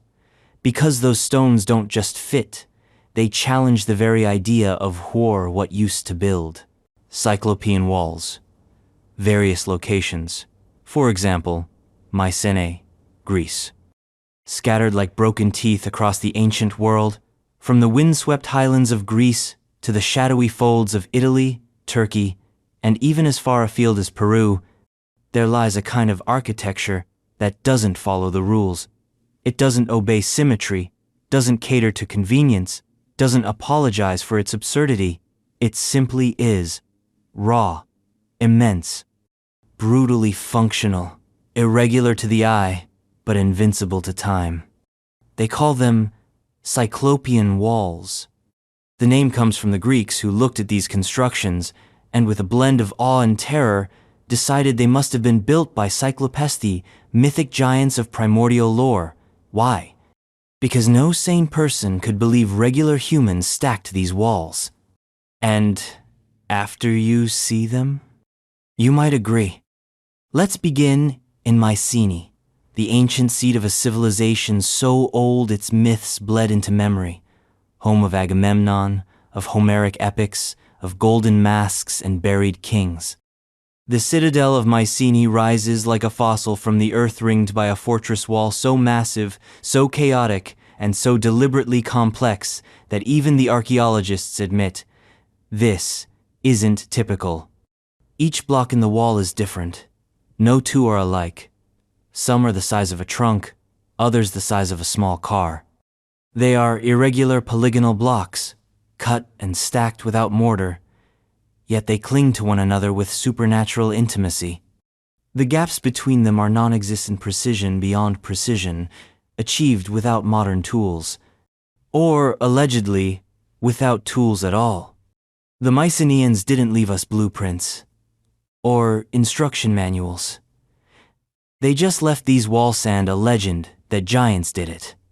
Which, for once, doesn't sound like lazy mythology. It sounds like historical panic. Now travel west to Tiryns, another Mycenaean fortress, and you'll find even more terrifying examples of Cyclopean masonry. Here, the stones are so massive that some individual blocks weigh upwards of 12 tons, moved, shaped, and placed into the thick defensive curtain walls that once stood 26 feet tall and over 20 feet wide in some sections. These aren't decorative. They're fortifications. And yet the builders didn't go with easy geometry. They didn't shape regular bricks or blocks. They engineered calculated irregularity that somehow resulted in unmatched seismic durability. Earthquakes have shaken the Aegean for thousands of years. Empires have risen and crumbled. These walls? Still here. Still laughing. And Greece isn't alone. Move south to Italy, and you'll find the polygonal walls of Alatri, Ferentino, Segni, and Norba few tourists visit, yet containing some of the most puzzling stonework in Europe. At Alatri, the walls form a perfect, six-sided acropolis fitted together with uncanny precision. The blocks are immense dozens of tons, each stacked without mortar into defensive structures that predate Rome. Who built them? The Romans had no answer. They called it pre-Roman and moved on. Some attributed them to the Pelasgiansa shadowy sea people, lost to history. Others, again, to giants. Because when all else fails, just say giants and walk away. But these aren't the awkward piles of primitive laborers. These are modular, tight, designed. Some corners fit so perfectly they seem laser-cut. Some walls bend and curve with mathematical elegance. The sheer efficiency of the design, both defensive and aesthetic, suggests an intelligence that thought in stone, not paper. And these constructions span continents. In Peru, high in the Andes, at places like Cusco and Ollantaytambo, the same techniques appear. Massive, mortarless stones, irregular shapes, perfect seams, Cyclopean perfection. Coincidence? Or a signature? What makes Cyclopean masonry so disturbing isn't just its scale. It's the deliberate irrationality. Most ancient architecture strives for symmetry. Rectangular blocks, right angles, clean, predictable patterns. But Cyclopean walls reject that. They go out of their way to be complex. Every stone is a puzzle piece, shaped not to fit a mold, but to fit one another. And once they're placed, they don't move. Ever. No earthquake, no siege, no flood. This isn't haphazard. This is algorithmic masonry. But without computers, without CAD software, without even a chalk line. So how? Some argue it's all brute force. You cut a block. Try to fit it. If it doesn't work, you cut it again. Repeat. For weeks. For years. Multiply by thousands of blocks. Across dozens of cities. Spanning continents and centuries. Sure. Or maybe they had a technique we've lost. A way to soften stone, perhaps sheet, vibration, chemistry, something that allowed shaping with surgical precision. Or maybe it was something philosophical. A worldview that saw chaos not as error, but as a form of control. A belief that irregularity was sacred, that uniqueness made a structure stronger. That every block was a soul, and a wall was a chorus of differences singing in unity. We don't know. We don't even pretend to. We just stare at the walls and feel the deep itch of something we've forgotten. And then there's the symbolism. At Mycenae, the lion Gatia massive stone lintel, weighing 20 tonsses topped by a relief of two lions flanking a column. It's the oldest known monumental sculpture in Greece. Some scholars think it's a heraldic symbol, others a religious icon. But beneath it is a single Cyclopean block, spanning the gateway like a threshold between eras. Step through, and you leave the world of men behind. You enter the domain of giants. Not mythical monsters, but architects. Stone whisperers. Entities who knew how to manipulate mass like it was memory. Who didn't build for ego, but for eternity. And maybe that's the real story. Cyclopean walls weren't built to impress. They were built to endure. Not just structurally, but psychologically, to remain long after their makers vanished, to haunt the margins of human memory like unfinished sentences, to stand and wait and whisper, "We were here, and we were more than you understand."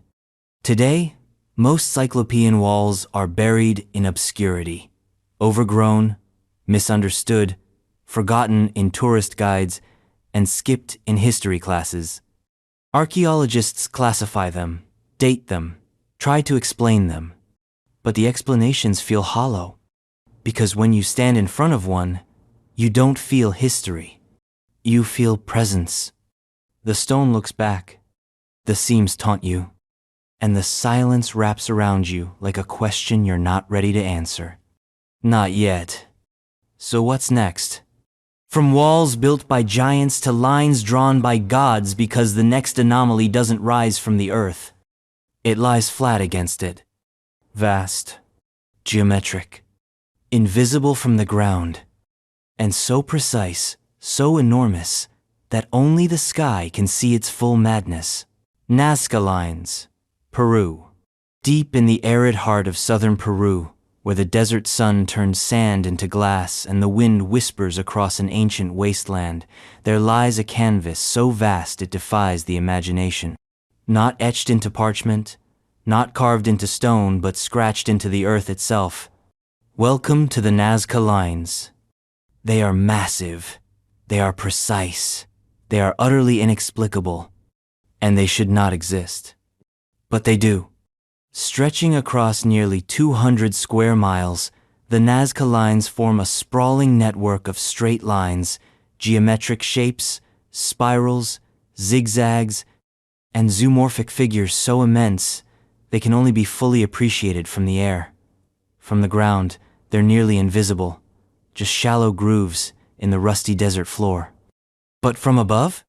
From above, the earth becomes a gallery. A monkey with a coiled tail, 300 feet long. A spider, perfectly symmetrical, legs extended. A hummingbird, beak extended across a runway of stone. These aren't doodles. These are monuments to something. To someone. We just don't know who or why. Let's set the scene.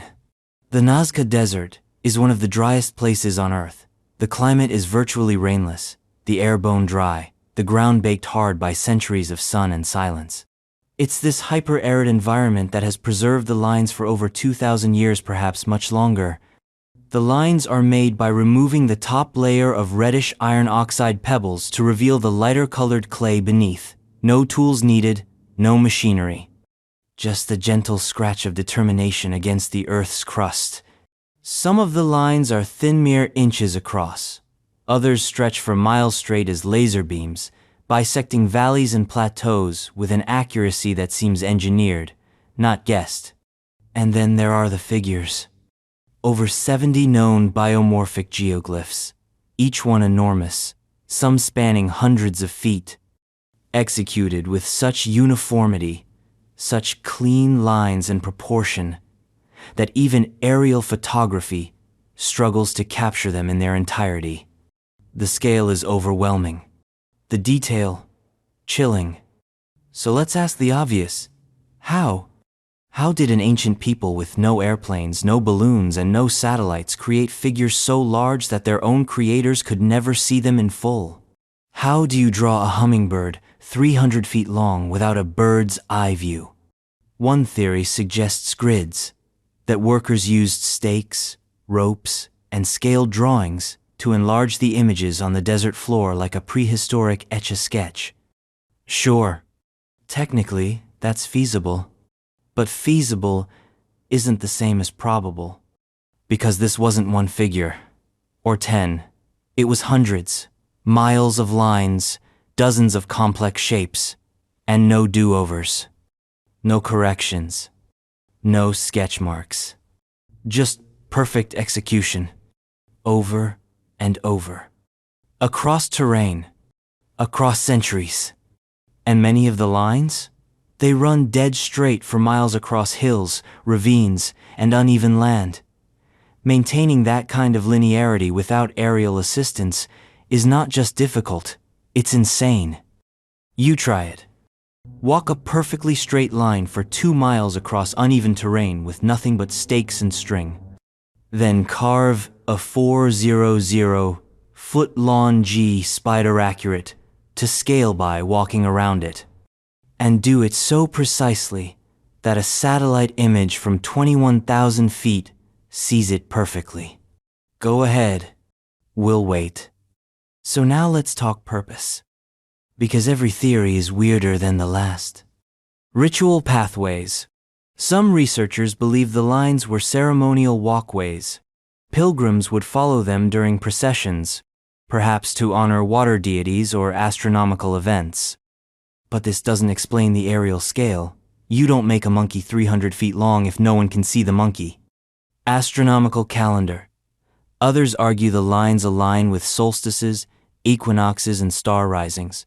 Some lines do point to celestial events, but most do not. The ratios are off. It's not a clean calendar, more like a drunken doodle on the sky. Alien landing strip. Yes, that theory exists. The long, flat lines are said to resemble runways. The figures? Messages to the stars. Critics scoff, but the unsettling part isn't the idea of aliens, it's that we don't have a better answer. Water cult symbols. Some archaeologists believe the figures were offerings to gods of fertility and rain. The Nazca lived in one of the driest regions on Earth. The figures, many of them animals associated with water, might have been prayers carved into the earth. That last theory makes sense. Until you ask again, why make them visible only from the sky? Were they made for gods who look down? Or for people who somehow could enter the darker possibilities? Some believe the lines weren't just for display, they were part of a function, a kind of energy map, a grid for channeling or storing spiritual force. Ancient ley lines carved into the Earth's crust, resonant geometry, Earth's own circuitry. Others propose that the shapes were visual Numanixa language of symbols embedded into the land to preserve knowledge, not writing, but something older, prelinguistic, archetypal, a way of encoding myths, astronomy, cosmology into terrain so it could never be burned, buried, or lost. And still others think we're looking at a cultural warning, that the Nazca, who pushed their ecosystem to the brink, encoded their story into the earth as a caution to future civilizations. A plea. Look what we did. Learn from it. Of course we didn't. But that's another story. And then comes the haunting timeline. Because while most estimates date the lines to between 500 BCE and 500 CE, there's evidence faint, circumstantial, that the Nazca may have inherited the site. That the lines, or at least some patterns, predate them, that the shapes were expanded, added to, repurposed. Which begs the question, was this site already sacred when the Nazca arrived? And if so, to whom? We don't know. The desert holds its secrets well. But you can't help but wonder, what if the Nazca were just the latest editors of a much older story? A story written in lines too big to read from the ground. A story that maybe wasn't meant for us. Today you can fly over the lines in a little prop plane, looking down as the spider, monkey, and condor swim beneath you in the rust-red desert. You can squint at the perfect lines, wonder how ancient feet carved them with no feedback, and feel the same cognitive dissonance that hits you at every megalithic mystery. Because the Nazca lines aren't just big drawings. They're a message. We just don't know the language. And if they're a message, then who was supposed to read them? The gods? The stars? Or maybe something even stranger. Something with wings. So what's next? After scratching our heads at sky-drawn glyphs in the Peruvian desert, let's take a journey across time and chalk to the rolling hills of England. There lies another symbol carved into the earth. A beast so stylized, so ancient, and so resistant to interpretation that even the people who live beside it aren't sure where it came from. Uffington Whitehorse, England. On the undulating hills of Oxfordshire, England, where mist curls through valleys like a spectre of forgotten time, there lies a shape so clean, so deliberate, it almost doesn't look real. It's not built from stone. It's not constructed from wood. It wasn't carved into a wall or erected on a pedestal. Instead, it was cut into the earth itself. Welcome to the Uffington Whitehorsey 360 foot long G chalk figure etched into a grassy hillside. It's not a statue, it's not a structure. It's a negative image, a creature born from absence rather than presence, from the removal of soil rather than the addition of material. And despite standing lying, really just beneath the surface of modern Britain, this horse remains one of the most baffling ancient creations in the country. Because we know almost nothing about it. Who made it? Why they made it? What it really means? All we know is that it's old. Very old. And it refuses to go away. Let's talk about what we see. The Uffington white horse isn't a horse in the traditional sense. It's not a detailed depiction of equine anatomy. It doesn't resemble a painting you'd see in a museum. It looks more like a glypha line-drawn icon, a geometric representation of motion, all curves and speed and abstract minimalism. Its body is long, sleek, streamlined. The legs are straight lines. The head is small, with an eye like a comet's tail and a body that almost dances across the hill. This isn't an amateur effort. This is design, graphic design, the kind that comes from intent, not accident. And the technique? Brutally simple. The ancient builders cut trenches into the hillside, some up to 3 feet deep, and filled them with crushed white chalk. The result? A figure that gleams against the green impossible to miss from a distance, and positively radiant from the sky. Which leads to the inevitable question, who was this for? The hill figure's location is strategic. It's perched high on a slope called White Horse Hill, facing northward, overlooking the Vale of the White Horse. From the ground, it's almost unrecognizable unless you're at a specific vantage point. From above, it becomes crystal clear. This means the creators weren't making a picture to be appreciated by pedestrians. They were making a symbol to be seen from above. And just like the Nazca lines, that alone raises red flags. Because in the ancient world, there was no air travel, no way to ascend and admire the full figure at once, so either the design was meant for celestial beings, gods, or cosmic observers. It was intended for people approaching from a distance, like an early form of territorial branding. Or again, we're dealing with a tradition that had knowledge we've forgotten. Some theories suggest the horse was a kind of sigilla, magical or religious emblem, perhaps used in rites related to fertility, war, or the cycles of the seasons. Others see it as a tribal totem, marking land controlled by a specific group, a kind of Bronze Age billboard shouting, "We were here." But the deeper you look, the murkier it gets. Dating the white horse has been notoriously difficult. For years, scholars assumed it was post-Roman, maybe Saxon. But more recent analyses using soil samples and sediment studies have pushed the date back to around 1000 BCE, placing it firmly in the late Bronze Age, possibly early Iron Age. That's 3,000 years ago. For context, this predates the Roman conquest of Britain by a full millennium. It's older than most written languages still in use. It's older than Plato, Buddha, or the founding of Jerusalem. And yet, it still exists. Because for 3 millennia, people have maintained it. The white horse needs constant upkeep. Without regular cleaning and rechalking, grass and soil quickly reclaim it. This isn't a build once and forget monument, it's a generational commitment. Think about that. For 3,000 years, through invasions, plagues, kings, wars, empires, and cultural upheaval, local people have continued to clear weeds, carve trenches, and replenish the chalk. Why? Because it meant something. Because it means something, even if we no longer know what. Now let's detour into the realm of symbology. Horses weren't just animals to Bronze Age Britons. They were power, status, mobility, and spiritual energy. They pulled war chariots, carried nobles, and figured prominently in Indo-European mythologies. In Celtic lore, horses were often sacred.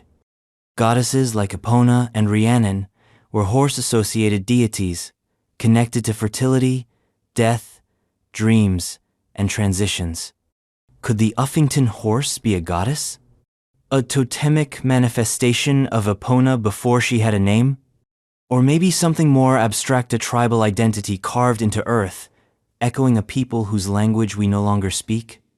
But there's another possibility, one even more unsettling.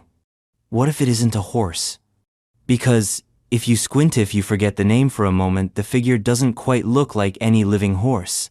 Its head is too small, the legs too rigid, the curves too stylized.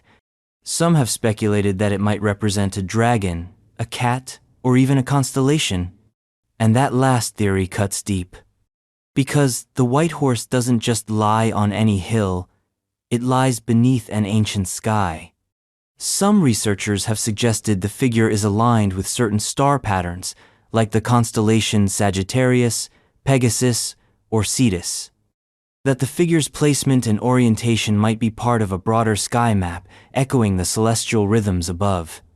If that's true, then the white horse isn't just a symbol. It's a message, a stitched line in the great star-woven fabric of early human memory. A note passed between generations in the only language they knew how to trust: Earth. There's also the haunting synchronicity of hill figures across Britain. The Uffington White Horse is the oldest by far, but it's not alone. There's the Westbury Horse, the Chairhill Horse, the Osmington White Horse, and others. Most are modern, some are medieval, but all are iterations on a theme. Giant animals, carved into chalk hills, visible only from distance or height. What inspired this tradition? What made people across centuries and counties dig into their landscape to leave behind white silhouettes? Were they copying Uffington? Reactivating something older? Trying to preserve a pattern? And then there's the ritual. Every 7 years or so, villagers would gather to scour the horse. A full day of maintenance, festival, music, and games. A ritual renewal passed down through time like a family heirloom. They didn't do this because they were bored. They did it because it was sacred. The act of maintaining the horse wasn't separate from its meaning. It was the meaning. To keep the lines clear. To keep the symbol alive. To keep the memory breathing. Even if they didn't know whose memory it was. Today, the Uffington White Horse still lies in the grass, glowing under the pale English sky, stubbornly refusing to fade. Tourists visit. Pilots glance down. Historians speculate. But no one really knows. No one can say for certain what it is, who made it, or why it still pulses like a quiet heartbeat beneath the hills. Because some things are too old to explain, too true to decode. They just exist, watching, waiting, outliving kings, clocks, and common sense. And if you think a chalk glyph crawling across an English hillside is strange, wait until you hear about the Sage Wall of Sardinia. Because our next stop is where geology and mythology get drunk together and start building things they refuse to explain. Structures that may not exist or may be too real to face head-on. Structures said to be impossibly old, impossibly massive, and possibly not built by humans at all. Sardinia's Sage Wall, Italy. Across the sun-blasted ridges of Sardinia, tucked into hills veined with time and legend, whispers echo louder than facts. It's a land of Bronze Age towers and silent stones, of shepherd paths winding through prehistoric ruins, of echoes that do not belong to any timeline we know. And somewhere in this tangled mythos of stone and silence, there lives a structure if structure is the right word at all. They call it the Sage Wall. Or at least, that's one name. Because what we're dealing with here isn't just hard to find. It's hard to define. The Sage Wall doesn't appear in history books. It barely registers on archaeological maps. Some say it's a myth, a mistake, a misattribution. Others swear by it, swear they've touched it, walked its impossible length, seen the seams where stone meets stone in ways that should not be possible. A wall so old, the nuraghe themselves were built on top of it. A wall so massive, It humbles everything else on the island. A wall that shouldn't be there, but might be everywhere. Let's start with the basics, or the lack thereof. The Sage Wall isn't marked on official maps. You won't find road signs pointing the way. Ask 10 Sardinians about it and you might get 10 different answers. Some call it the Wall of the Giants. Some confuse it with Nuraghe Arubiu, the massive red stone tower complex nearby. Others dismiss it as a local myth, something tourists talk about after too much Myrto and a little sunstroke. But look closer. Whispers accumulate. Photos emerge grainy, off-kilter shots of stonework so massive, so anomalous, it doesn't match any known Sardinian style. Some blocks appear to be tens of tons, placed with a precision that would be miraculous even for the nuraghic builders. And that's the problem. Because we already know the nuraghe are an enigma. We've walked their spirals, traced their domes, touched their ancient stones, but the Sage Wall seems other, too large, too hidden, too old. Some researchers speculate that the Sage Wall might not be a single wall at all, but a network, a spine of Cyclopean masonry that crisscrosses parts of the island, buried beneath centuries of soil, forest, and forgetfulness. A foundational layer, a substrate, a skeleton of stone on which other cultures built. Others say it's not a wall, but a boundaria, territorial demarcation made by beings who didn't use words or parchment, but limestone blocks the size of boxcars.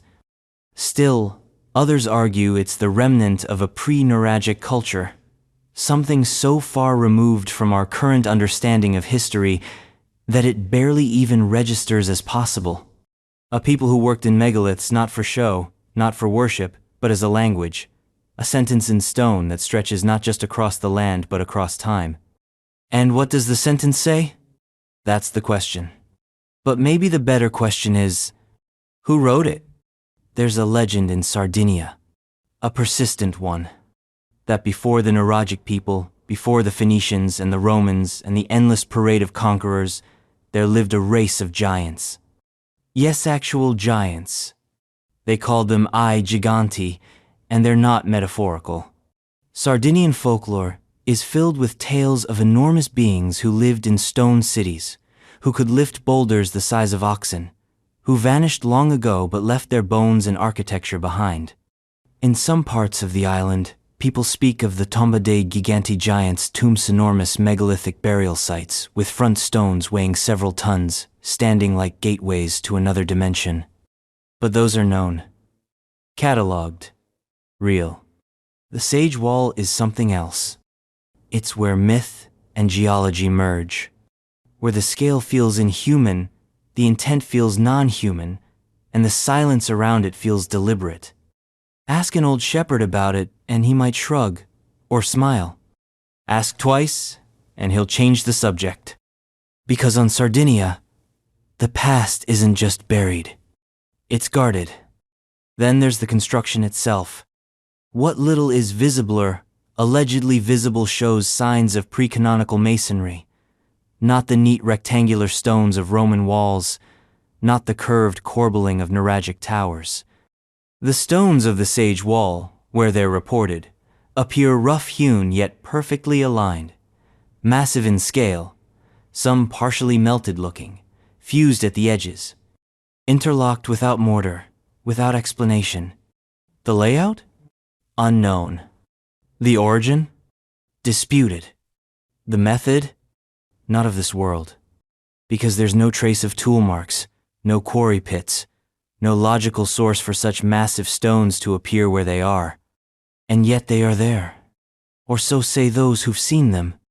Not in a museum, but in the Wilden, the edges of farms, beneath ancient fig trees, tangled in the roots of silence. This leads to the unsettling hypothesis that Sardinia itself is a palimpsesta-layered scroll of civilizations, each one writing over the last, and the Sage Wall might be the first layer, the foundation upon which all others were built. A megalithic whisper beneath every nuraghe, every village, every sunlit hill. If that's true, then the wall isn't an anomaly. It's the original language of the land. And we've just forgotten how to read it. Then there's the fringe. You didn't think we'd get through this without veering off the edge of consensus, did you?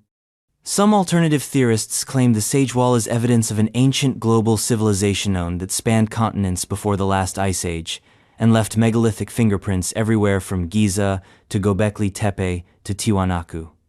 Others argue it's the work of a pre-human race advanced beings that left Earth, or were wiped out in some ancient cataclysm, leaving behind nothing but stones and stories. There are even quiet, breathless whispers that the wall isn't from this timeline at all. That Sardinia is a temporal bleed, a place where dimensional seams overlap, and the Sage Wall is an architectural glitch, a monument from a version of Earth that almost happened but didn't. Yes, it's wild. But the wildness comes not from fantasy.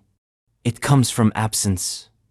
There are no solid answers, only stone, and silence, and scale. Today, the Sage Wall remains elusive. Some say it's been buried again. Others say it was never fully uncovered. Still others insist it's a myth conflated with nuragic remains or misunderstood geology. But if you go walking in the right valley at the wrong time, if you climb a hill no one's named and sit under the olive trees long enough, you might find something. A seam in the earth. A corner. A block so large and perfectly placed it makes your stomach drop. You reach out and touch it, and it's warm in the sun. And for a moment, just a moment, the land itself feels like it's watching you. So we move on. From a wall that may not exist, to a road that definitely shouldn't. One that lies beneath the sea, made of rectangular blocks so perfect they look manufactured angled, aligned, artificial. Bimini Road, Bahamas. Beneath the warm, aquamarine waters of the western Atlantic, just off the coast of North Bimini Island in the Bahamas, lies a path. Or at least, that's what it looks like. A broad corridor of massive stone blocks laid out in a near straight line, parallel and perpendicular like bricks on some ancient drowned promenade. This is Bimini Road. But it's not a road. Not officially. Because roads aren't supposed to exist underwater. Especially not ones that look like they were engineered, set in place with foresight, geometry, and purpose. Yet, there it lies a half-mile of stone, submerged under 15 feet of seawater, haunting divers and defying explanation since its discovery in the 1960s. A path that might be part of a lost city. A road that might not be leading anywhere. Or worse everywhere. Let's talk construction. Bimini Road is made up of flat, roughly rectangular limestone blocks some as large as 13 feet wide, weighing several tons apiece. They're laid edge to edge, aligned like a tiled floor, following a gentle curve as if hugging the contours of a vanished shoreline. The stones aren't loose.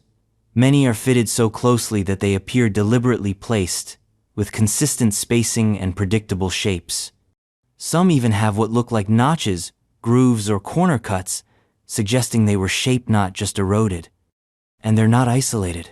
Some lie stacked 2 or 3 layers deep, like foundation blocks in an ancient seawall or the base of a dock. Natural formation? Possibly. But also possibly the foundation of something enormous, something drowned and shattered and scattered across time. Because Bimini Road is not alone. Nearby are other submerged formation stone circles, rectilinear blocks, scattered rows that hint at artificiality. Divers have found other blocky features along the seafloor in the region. Not organized enough to be a city, not chaotic enough to be ignored. Something in between. Now cue the big theory. The one that launched 1,000 pseudoscientific documentaries and gave conspiracy theorists their favorite tropical holiday spot. Yes, we're talking about Atlantis. Because Bimini Road lies smack in the zone described by Edgar Cayce, the 20th century mystic who claimed that part of the lost continent of Atlantis would rise near Bimini in the late 1960s. And wouldn't you know it, Bimini Road was discovered in 1968. Casey called it. And for believers, that wasn't coincidence. That was confirmation. Mainstream geologists are, predictably, unconvinced. They argue that the formations are the result of natural beach rock fracturing, a geological process where sedimentary rock forms in coastal environments, then cracks into regular shapes due to stress and erosion. And yes, nature can be geometric. Lava forms hexagons. Erosion can mimic intention. Random chance plus physics equals strange beauty. But Bimini Road doesn't just look geometric. It looks planned. And here's where it gets weirder. Some blocks seem to have tool marks lines that suggest carving, shaping, handling. Others are fitted together in ways that mirror megalithic engineering seen in Peru, Malta, and the Middle East. This isn't rough, clumsy pileup. This is a style, and it matches nothing else on the geologic map of the region. Let's talk timelines. If the formation is man-made, it must have been built when sea levels were lower before 10,000 years ago, during the last glacial maximum, when Bimini was dry land. That's 8,000 years before the pyramids. Before Mesopotamia. Before every single known seafaring culture. To put it plainly, no known civilization existed that could have built this. Which means either there was an unknown civilization, the structure is not man-made, or everything we know about human prehistory is missing a very large, very wet chapter. And let's be honest, the ocean is an excellent place to lose a civilization. Remember, nearly 70% of the Earth's surface is ocean. And during the Ice Age, sea levels were 400 feet lower. Entire coastlines are now underwater. Entire settlements, ports, cities, cultures that may have risen, thrived, and fallen then drowned before history ever began. Bimini Road could be the first breadcrumb of that lost narrative, or the last surviving trace. But what was it? A dock? A harbor wall? A processional path leading to a now submerged temple? Was it part of a larger city now eroded into unrecognizability? Or was it a marker, a territorial boundary, visible from above, like the Nazca lines? Or perhaps something less utilitarian, something ritualistic?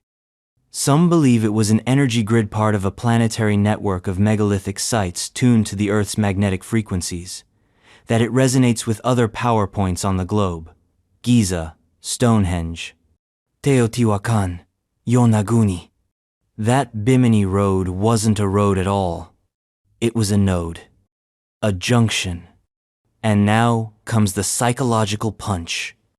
Because Bimini Road is a liminal space, a border. It exists in that eerie threshold between land and sea, history and myth, science and story. It doesn't prove anything, but it refuses to be dismissed. You can't unsee it. You can't unknow it. Divers descend and come back, changed not by what they find, but by the feeling that they've glimpsed something bigger, not just ancient, but forgotten on purpose. Some accounts from early divers describe things not in the brochures: a sense of silence too deep to be natural, a pressure, as if the water held its breath. A feeling that the road isn't just lying there, it's waiting. Waiting for someone to remember. Or worse, for someone to arrive. Because Bimini Road doesn't just suggest a lost civilization, it implies a question. Where else did they build? And what happened to them? Today, Bimini Road is an ecotourism hotspot. You can snorkel above it, touch the stones, take selfies, but you can't shake the sense that something's missing, that this isn't the whole story, that the map is incomplete, that we're all swimming in a memory we can no longer decode, and that somewhere, deep in the Atlantic, the rest of the answer lies buried beneath the tide. And if you think this was strange, hold your breath. Because just 80 miles south, off the coast of Cuba, sonar scans have revealed something even harder to explain. Not just roads. Cities. Entire city grids submerged at depths that defy every known timeline. Cuba. Underwater city. Cuba. Off the western tip of Cuba, beneath the crystalline waters of the Yucatan Channel, lies one of the most controversial and quietly terrifying discoveries of the last 100 years. A discovery that, if verified, would unravel the timeline of human civilization like a pulled thread on a cosmic sweater. Not a statue, not a temple, but a city. A sunken city. A vast grid of symmetrical stone structures, pyramids, platforms, and what appeared to be avenues resting silently beneath 2,300 feet of ocean. This isn't the stuff of pseudoscientific speculation or ancient aliens YouTube channels. This is based on sonar data, gathered in 2001 by a team of Canadian researchers working in collaboration with the Cuban Academy of Sciences. The goal? Map the seafloor for geological studies. What they found? Was architecture. Let's get the facts straight. Using side-scan sonar equipment, the team led by ocean engineer Pauline Zalitskadet detected a field of megalithic structures spread across nearly 2 square kilometers of ocean floor. The images returned showed right angles, circular plazas, pyramidal formations, and what appeared to be massive stone blocks arranged in deliberate patterns. And here's where the blood runs cold. The structures lie over half a mile beneath the surface. That's not a few thousand years of rising sea levels. That's deep ocean, way beyond the maximum submersion of even the most catastrophic ice age melt. For those structures to have once been on dry land, sea levels would have had to rise over 2,000 feet. That didn't happen. Not in known history. Not in any history. Which leads to the inescapable conclusion. Either the Earth moved, or the timeline is broken. Let's do the math. The last time sea levels were that low? Never, according to mainstream geology. Even during the height of the last ice age, sea levels were only about 400 feet lower than today. So how can a city be submerged under more than 5 times that depth? There are only 3 explanations, and none of them are comforting. The land sank catastrophically, suddenly, in a tectonic event of apocalyptic proportions. The city was built underwater, which implies not just lost civilization, but an entirely different kind of civilization. The sonar images are misinterpreted, meaning what looks like buildings are just geological formations. Convenient, safe, easy to digest. But even that last theory can't explain the symmetry. The parallel lines, the grids, the repeating patterns, the proportions. Nature doesn't lay out cities. Nature builds chaos. This was order. Deliberate. Constructed. And here's the haunting part. We've never gone back. Despite the tantalizing data, despite the possibility of rewriting human history, no major follow-up expedition has been funded. No submersibles sent. No deep dives. No sample collections. Just silence. A blackout. The reasons range from budget concerns to political complications, US-Cuba relations being what they are, but some whisper of something deeper. That the data was too dangerous. That someone, somewhere, decided we weren't ready. Or worse, that we've known, and we've chosen to forget. Now let's dig deeper into what this city might represent. If the structures are man-made and, if they once stood above the ocean, then we are looking at a city that predates any known civilization by tens of thousands of years. Not 5,000 BCE. Not 10,000 BCE.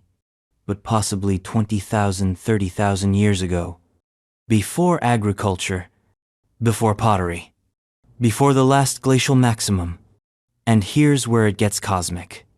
Some theorists connect the Cuba site to the ancient legends of Atlantis, as described by Plato, a powerful maritime civilization destroyed by a sudden cataclysm. swallowed by the sea in a single day and night of misfortune.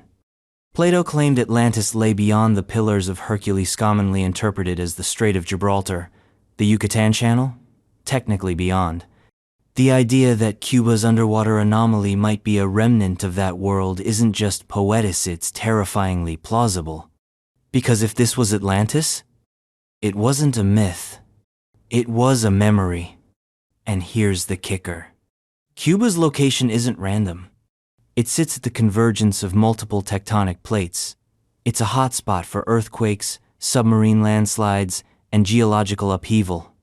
The idea that an entire landmass, or at least a portion of it, could have dropped into the ocean is not science fiction.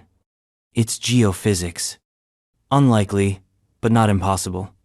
And if it happened once, what else might be sitting on the ocean floor, waiting? Because if there's one sunken city, there may be more. And if we've already found one, how many have we missed? Let's explore the implications. A city submerged beneath 2,000 feet of water, built before writing, before metallurgy, before the known arc of civilization, would mean that history as we know it is wrong. That our story did not begin in Sumer. That Egypt was not the first. That Göbekli Tepe was not the oldest. That there was something before. Something lost. Wiped out. Covered by waves and time and silence. And every day we fail to return to Cuba, that silence grows deeper. Because the stones are still there. The patterns are still waiting. And the water doesn't forget. Today, if you bring up the Cuba underwater city in academic circles, you'll get a sigh, maybe a smirk. It's brushed off as fringe speculation, a sonar illusion. But that's not how science is supposed to work. Science is supposed to ask questions, not run from them. And if this city exists, if these structures are real, then every theory, every timeline, every assumption about the rise of humanity must be revised. It's not just a city, it's a reset button. So the question becomes, why haven't we gone back? Is it politics? Fear? Or something deeper, in unconscious reluctance to face the truth? Because once we admit this city is real, we have to ask who built it, how they built it, and why they disappeared. And maybe we don't want the answer, but we have to go there. Because not far from Cuba, in another corner of the Caribbean, there's a cave system that defies every rule of geology and every expectation of underwater archaeology. It isn't just shaped strangely, it's engineered strangely.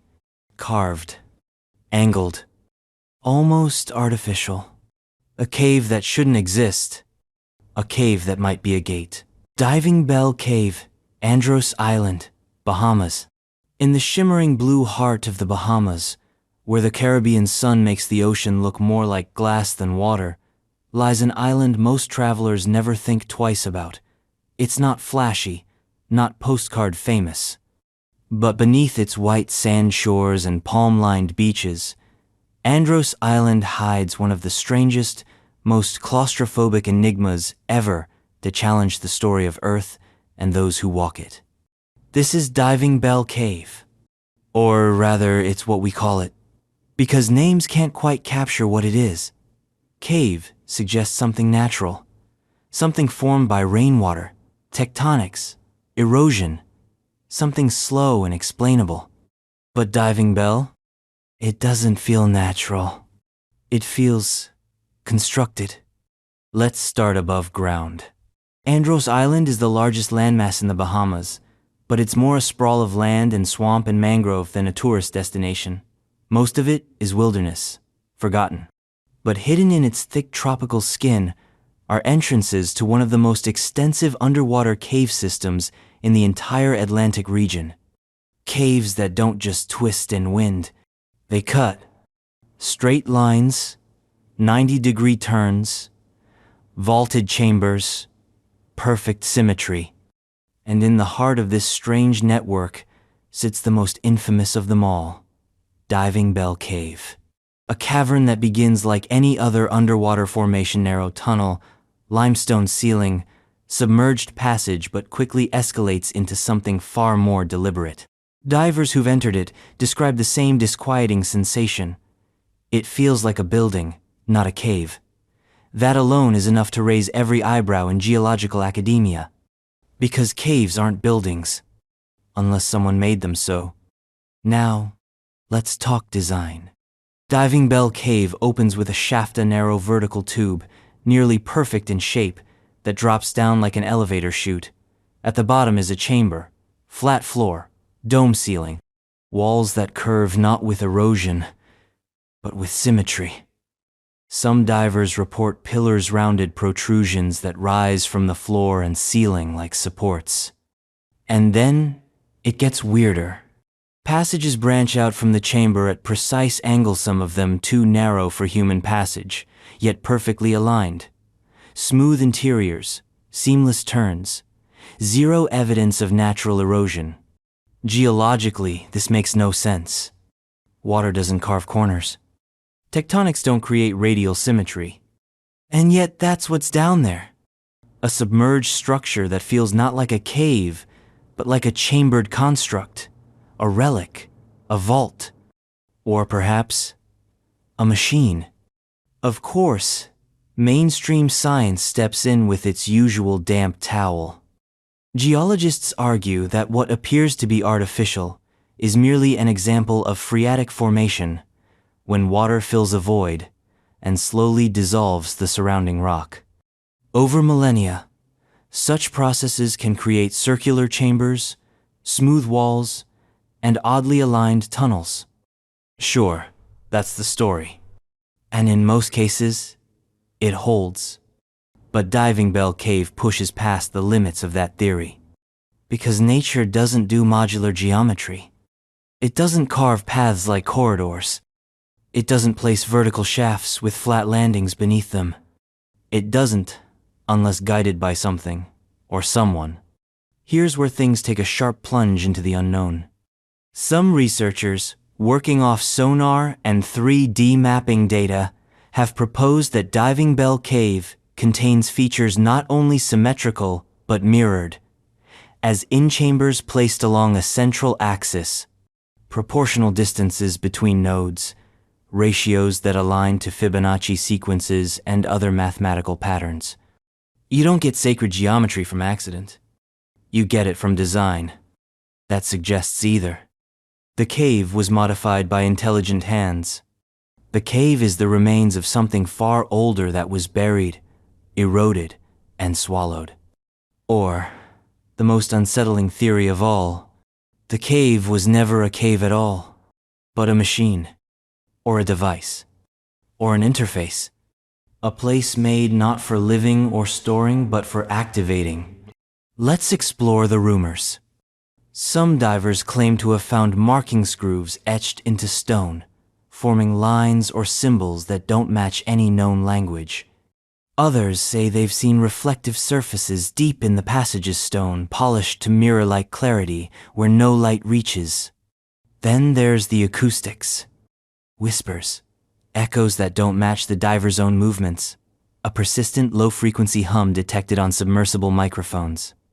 One team recorded tones at exact harmonic intervals, like the cavity was resonating on purpose. What kind of cave resonates in harmony? The kind that's not just a space, but a signal. And now, a step deeper. The Bahamas are riddled with blue holes, collapsed cave systems that descend into the abyss, swallowing light and logic alike. Some are mapped, most are not. Diving Bell Cave, according to some fringe researchers, may be the key to an ancient subterranean network. A honeycomb of constructed voids beneath the Atlantic shelf, predating sea level rise, predating known culture, predating even the last ice age. A network for what? Energy? Transit? Communication? Burial? Nobody knows. Because most of it is inaccessible. Too deep, too narrow, or too actively resisting exploration. Yes, you read that right. Some divers report strange resistance currents that shouldn't exist, water pressure anomalies, loss of instruments, lights flickering, batteries draining, or worse, the disorienting sensation that something is watching. Not paranoia, not narcosis, just presence. And here's the kicker. If Diving Bell Cave is artificial or even partly artificial, it changes everything. Because no civilization we know of ever operated here. The Lucayans came later. The Taino, later still.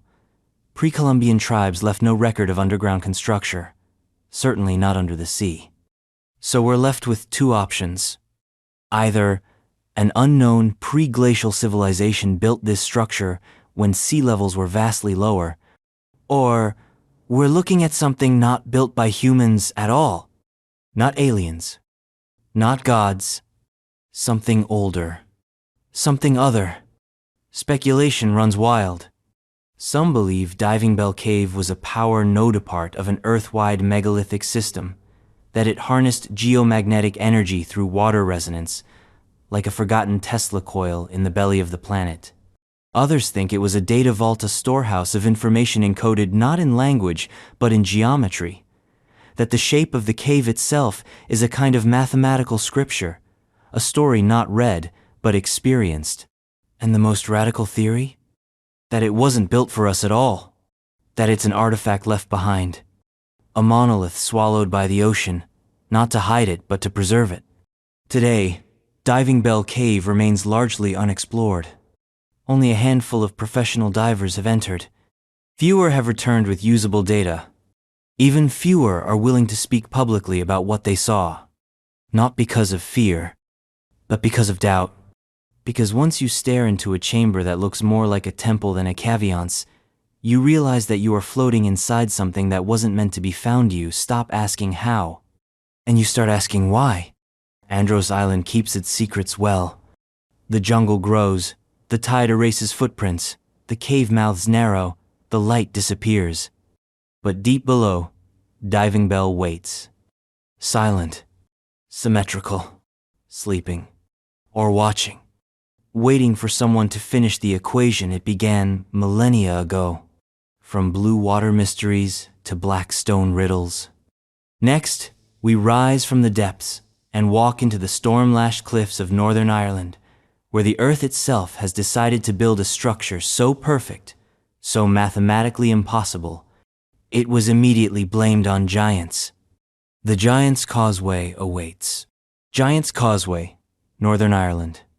At the northern edge of Ireland, where the Atlantic hammers the coast with prehistoric fury and clouds slink low like the ghosts of old gods, there rises a structure that isn't supposed to be a structure at all. It's not carved. It's not constructed. It wasn't laid stone by stone in some forgotten age of man. Or so the textbooks say.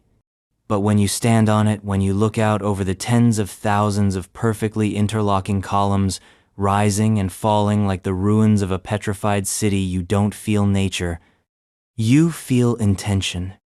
This is the Giant's Causeway. And it is a geological miracle that wears the skin of a mythological warning. Let's get visual. Picture a coast paved with more than 40,000 hexagonal basalt columns, fitted so tightly together that you can walk across them like tiles. Some rise into tall pillars like organ pipes in a forgotten cathedral. Others dip into tide pools, their tops flattened, eroded, slick with seawater. From above, the entire formation looks like a fractal rendered in stone, mathematically precise, unnervingly symmetrical, and sprawling outward with the kind of cold order that nature rarely bothers with. Most of the columns have 6 sides, though some have 5, others 7 or 8, but they all fit, they all connect. As if whoever or whatever made them understood a kind of geometry we've only begun to grasp. And they didn't just appear on the shore. They emerged from the sea, rising up out of the water like the ribs of a colossal skeleton. As if something ancient is sleeping beneath the waves, and these stones are just its knuckles, reaching skyward through a thin crust of time. Now, let's zoom out from the visuals and take a walk through the story. According to Irish legend, the causeway was built by a giant named Fionn mac Cumhaior, Finn McCool. If you're feeling Anglo, the tale says he built it as a bridge to Scotland to fight another giant, Benandonner. The twist? When Fionn saw how massive Benandonner actually was, he turned back and had his wife disguise him as a baby. Benandonner, upon seeing the baby, assumed that its father must be monstrous and fled, destroying the bridge as he ran. And that's what we see today. The shattered remains of a giant's bridge stretching out into the ocean. It's a charming tale. It also perfectly encapsulates humanity's instinct to mythologize the inexplicable. Because let's be honest, the Giant's Causeway doesn't look real. It looks built, deliberately. And here's where things get sticky. The geological explanation? Columnar basalt formation. A volcanic eruption some 50 to 60 million years ago caused molten lava to push through chalk beds and cool at an unusually slow, uniform rate. As it cooled, it contracted and fractured just like drying mud-forming polygons, mostly hexagons. This isn't unique. You see similar formations in Iceland, in California, in parts of Japan. So, case closed, right? Not quite. Because even within the world of geology, the perfection of the causeway stands out. The sheer number of columns, the symmetry, the verticality of some formations towering stacks of polygonal stone, 30 to 40 feet high, some even forming perfect steps. Add to that the near-identical counterpart on the Isle of Staffa in Scotland, known as Fingal's Cave. Another corridor of hexagonal basalt column sand things start to look planned. Not just a quirk of nature, but a pattern. Let's entertain the other angle. What if the Giant's Causeway wasn't created by nature? What if it was found and repurposed? What if the underlying geology was used as a foundation-modified, enhanced, shaped by hands that didn't leave behind names, stories, or tools? That's the thing about stone. It doesn't talk. Unless you know the language. And this particular language? It speaks in hexagons. And it echoes across oceans. Because this isn't the only place where nature has gone full mathematician.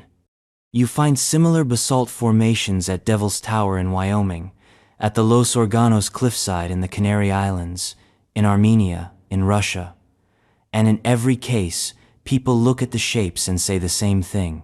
This doesn't feel natural, not because of what it is, but because of what it reminds us of. Architecture. Which brings us to the deeper question. If the Giant's Causeway was natural, why did humans build nothing like it? We've mimicked trees. We've mimicked bones. We've mimicked beehives. But no civilization ever built in columnar basalt. No temples of hexagonal pillars, no cities that continued the pattern. No one tried to replicate the strange perfection of the causeway. Why? Because perhaps they couldn't. Or perhaps they knew better. Because something about this plus its angles, its atmosphere, its unnatural regularity warns you. Not in words, in presence. Visitors often report a strange feeling here, a sense of stillness too dense, of silence too loud, of being watched not by wildlife or fellow tourists, but by the stones themselves. Like you've walked into a room that was built for someone else, or something else. The kind of room you don't want to stay in too long, because the longer you look at those hexagons, the more they begin to look back. And not all eyes are round. Then there's the acoustics. Fingal's Cave, the causeway's twin in Scotland, is famous for its echo chamber quality. Sounds resonate and reverberate in impossible ways. Whispers become chants. Footsteps become thunder. It's like standing inside an instrument. Or a code chamber. Was it accidental? Maybe. But remember, in megalithic construction, acoustics mattered. From the king's chamber in the Great Pyramid to the whisper galleries of Chichen Itza. Ancient structures often exhibit sound manipulation far beyond their apparent technology. So when you stand inside a hexagonal hall made of volcanic rock that sings to you, you have to wonder, was this nature? Or was this tuned? Now cue the fringe. Some believe the Giant's Causeway is a remnant of Earth's first machina planetary resonance grid, built by a pre-human intelligence. The hexagonal pattern? Not just efficient functional. A medium for channeling energy or encoding data. Others say it's a mappa-scaled model of something cosmic. A petrified diagram of Earth's internal harmonics, frozen in lava and left behind by a civilization that understood geometry as a living force. And some just nod toward the ocean and say, it came from out there, because hexagons are not just an earthly signature.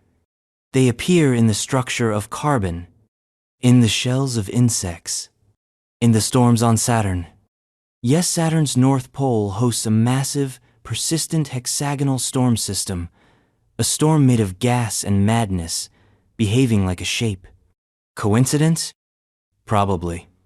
But if the universe speaks in hexagons, maybe someone listened. And maybe someone built a reply. In basalt. At the edge of the world. Today, the Giant's Causeway is a UNESCO World Heritage Site. Tourists flock to it, take selfies, marvel at its formations, then move on. But the Causeway doesn't care. It's not there to impress. It's there to endure, to wait, to stand like a forgotten sentence at the edge of a chapter we never read. Because whether made by lava or legend, by nature or something stranger, the Giant's Causeway is a structure. And like all structures, it has a purpose. We just don't know what it is. Yet. And now, we move from geometry to geometry, this time on a continental scale. A perfect circle carved into the sands of a forgotten land, visible only from the sky, colossal, ancient, and said by some to be the eye of a dead civilization. The Richat structure, Mauritania. It's not a ruin in the traditional sense. There are no crumbling columns, no shattered temples, no vine-choked palaces, no dusty plaques explain its purpose. No civilization claims it. No tombs lie beneath it, at least none we've found. Yet it is enormous.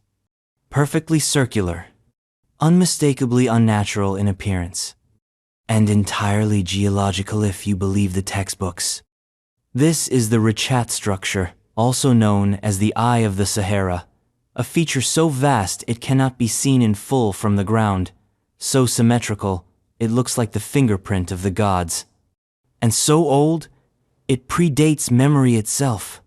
From space, it appears like a gigantic bullseye scorched into the desert, a series of concentric rings, some raised, some depressed, stretching over 30 miles in diameter. Like someone fired a cosmic beam at the earth and left a perfect ripple behind.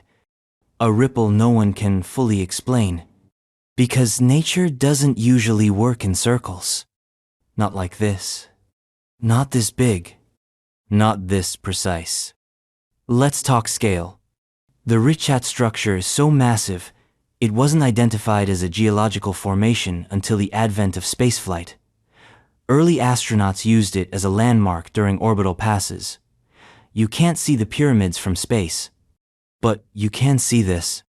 Imagine standing in the center of a 30-mile-wide amphitheater, ringed by hills and ridges that mirror each other in concentric layers. No one around, just stone and wind and heat and silence. And at the heart of it, nothing. No temple, no monument. Just the unsettling impression that something once stood here, and that something has been erased. Geologists call it a geological domea, symmetrical uplift of rock, carved into rings by millions of years of erosion, an anticline, if you want to get technical. The dome is made of sedimentary rock layers, exposed in circular patterns as softer materials wore away. That's the official story. And to be fair, it's plausible. Natural processes can be weirdly artistic. But the Richat structure pushes the limits of coincidence, because the rings are not just circular, they're centered. And that central point? It's elevated, as if it was meant to be the focus of something. A stage? A foundation? A signal? No one knows. All we have is stone and suspicion. Enter the speculation. The Richat structure sits in the Adrar Plateau of Mauritania, remote, inhospitable expanse of desert where temperatures can melt, resolve, and sandstorms rewrite geography overnight. There are no towns, no roads. The wind is the only voice. But from space, it screams. A perfect target in a sea of chaos. Which is why, over the last few decades, a new theory has emerged that ties this strange ringed anomaly to the most persistent myth in Western civilization, Atlantis. Yes, again. Because according to Plato's descriptions, Atlantis was not a random city. It was circular, with concentric rings of land and water, a central island surrounded by canals, a layout so unique that no other city ever quite matched it. Until someone noticed that the Richat structure was suspiciously similar. Let's compare. Plato's Atlantis, 3 rings of water, 2 of land, a central island, surrounded by mountains, near the ocean but inland. Richat, concentric rings, central platform, mountainous rim, located on a plateau that may once have been coastal before desertification and sea level changes altered everything. Plato said Atlantis lay beyond the Pillars of Hercules, generally accepted as the Strait of Gibraltar. The Richat is well past that. In Africa. Inland now, but once possibly closer to the ocean. Is it a match? Not exactly. But it's close enough to raise eyebrows. Especially when you factor in the erosion. Because if this site once sat near the coast, and if a cataclysm truly happened 12,000 years ago, say, a massive flood, or a sudden climate collapse, then it's plausible that an advanced coastal city might be wiped clean, swallowed by sand, reduced to a skeleton of stone rings. A city erased, but not quite forgotten. And then there's the mystery of artifacts. So far, no massive structures have been found. No temples, no cities. But some stone tools have surfaced in and around the area. Primitive, yes, but possibly belonging to multiple eras. Some date back tens of thousands of years. No one is claiming skyscrapers or hovercrafts here. But what if the people of Atlantis weren't gods? What if they were just early and organized, capable of geometry, of large-scale planning, of working in stone and shaping water? If such a culture once existed and was wiped out, leaving only oral tradition and myth, would it not eventually become a legend? A cautionary tale? A lost city, swallowed not by metaphor but by dust? Here's a darker take. What if the Richat structure wasn't built by humans at all? What if it was never a city? What if it was a machine? A planetary harmonic node like those proposed in the Earth grid theories, where ancient megalithic sites around the world align along energetic meridians. In that model, the Richat is a hub, a focal point of geophysical energy. Its circular shape? Not decorative. Functional. Its scale? Not architectural. Planetary. That would explain why there's no obvious infrastructure. Because its infrastructure was never meant to support life. It was meant to influence it. Sound crazy? Consider this. If you found a giant metallic circle buried in the Sahara, you'd call it alien tech. But when it's made of rock, you shrug it off as coincidence. Yet the precision, the symmetry, the pattern all remain. And nature doesn't build patterns without purpose. Not on this scale, not with this fidelity. So maybe the Richat structure is natural. Or maybe it's forgotten. A leftover. The last architectural footprint of a civilization that built not for permanence but for scale. So why hasn't it been explored more thoroughly? Simple. It's remote, dangerous, and offers no immediate profit. There's no treasure here. Just sand. And questions. And the disquieting feeling that this impossible eye in the desert was not meant for us. At least not anymore. Today, the Richat structure remains an open secret, a landmark visible from orbit, ignored on foot.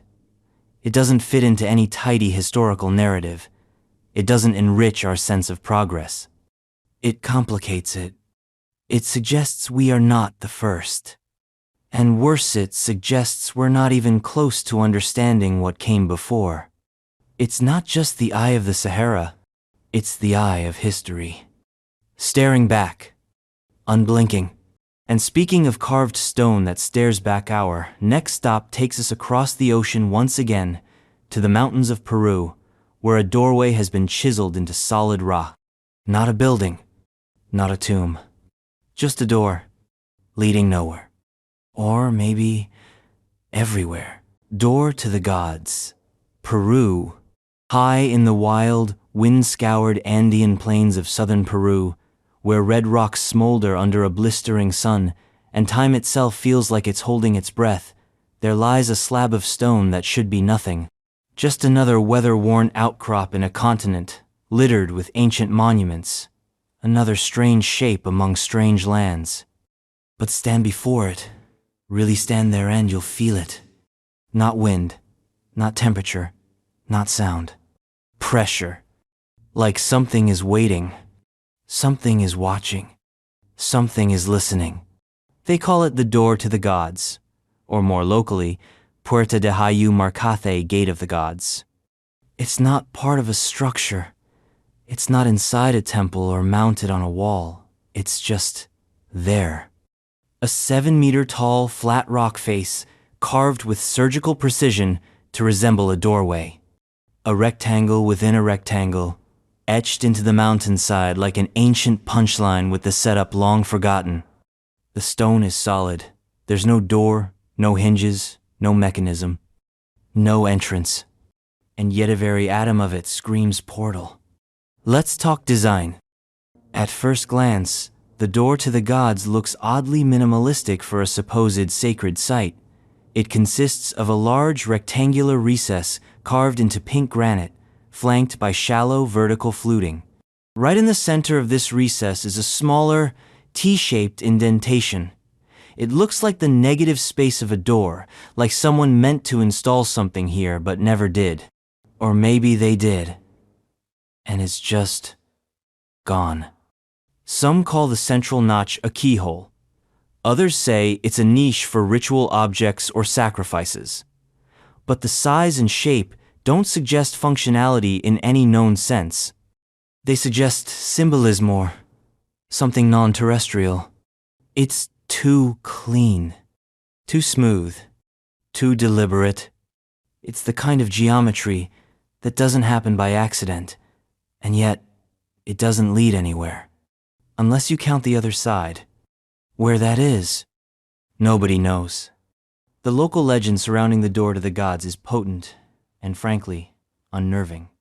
It tells of an Incan priest named Amaru Muru, a servant of the Temple of the Seven Rays. When the Spanish began their campaign of cultural annihilation, burning temples, smashing idols, looting gold, Amaru fled with a sacred golden disc said to have fallen from the sky. He reached Hayu Marca and stood before the doorway. There, he used the disc as a key, placing it into the niche. According to the tale, the rock shimmered, the doorway lit up, and Amaru Muru stepped through, never to be seen again.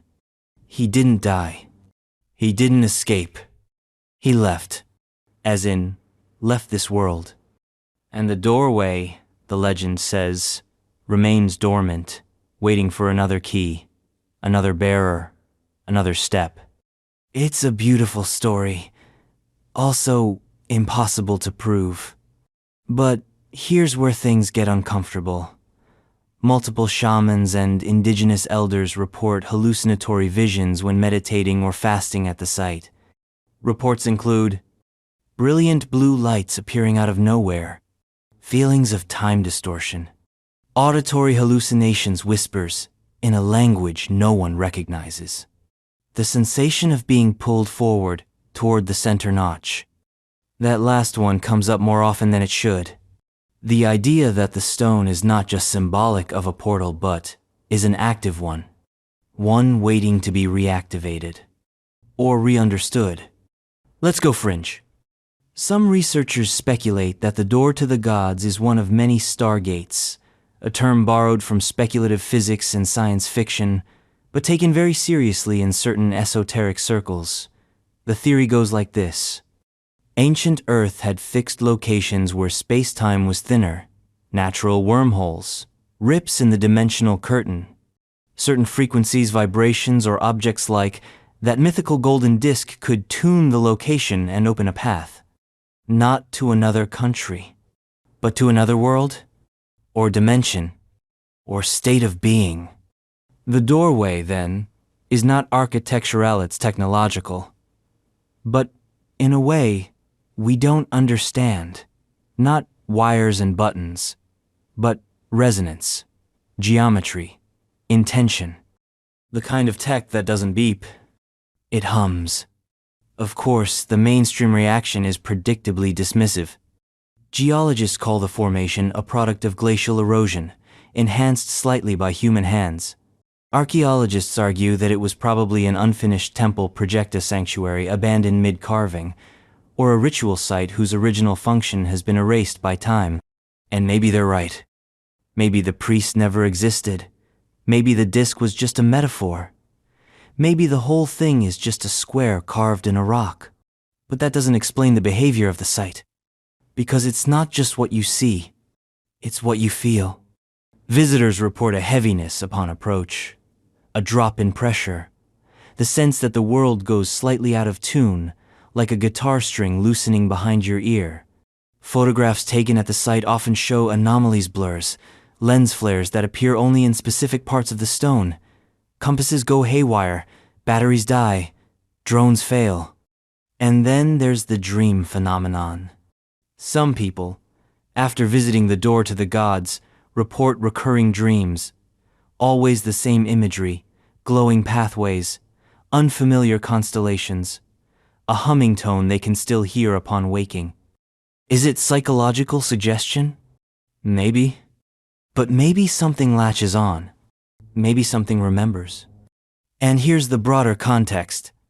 The Andes are littered with impossible stonework, Cyclopean walls, interlocking masonry that defies modern engineering, cut angles that mimic machine precision. We've already seen places like Sacsahuamán and Puma Punku, where stone seems to have been melted and shaped like clay. The door to the gods fits that tradition, but diverges in intent. Where those places seem like cities or fortresses or altars, Hyperborea feels like a node, a terminal. And if you consider the alignment of sacred sites, globally lines drawn between Stonehenge, the Great Pyramid, Angkor Wat, Easter Island, you begin to see a lattice, a grid, a network. Maybe the doorway isn't just symbolic. Maybe it's a plug in that network. And maybe it's still waiting for someone to turn the key. So, what happens if someone finds the golden disc? What happens if they insert it into the niche? Will the rock glow? Will the stone split? Will the mountain open? Or is the gate not meant for our bodies, but our consciousness? That's the other theory. That the doorway is not physical, but neurological. That it's activated not by gold, but by mind, by state. That the right frequency, whether induced by ritual, meditation, or technology, could align a person's awareness with a higher plane, allowing them to step through without ever physically moving. If true, the doorway is not an entry point. It's a threshold. And crossing it isn't about walking through it. It's about becoming someone who can. Today, The door to the gods remains untouched. No gates open, no priests appear, but the mystery deepens every year. New visitors bring old questions, and the stone just stands there silent, unmoved, humming beneath the wind. Not a ruin, not a carving, a promise, or a trap. Or maybe just the earth itself, remembering something we've forgotten. And if you think a rock carved like a door to nowhere is strange, wait until we crack open the skies of India, where ancient texts speak of flying machines made of fire and metal, piloted by gods, and powered by something we still can't explain. Vimana structures, India, mythological. In the pages of the oldest surviving literature known to humankind, texts older than the Bible, older than Homer, older even than the pyramids themselves, there are passages that describe not gods, not spirits, but machines. Flying machines. Vessels of fire and thunder. Crafts that could sail through the sky, across oceans and continents, and even if the translations are taken literally into the vast blackness of the stars. These are the Vimanas. They appear in the ancient Sanskrit epics, the Mahabharata, the Ramayana, and various Vedic scriptures like the Rig Veda and the Samarangana Sutradhara.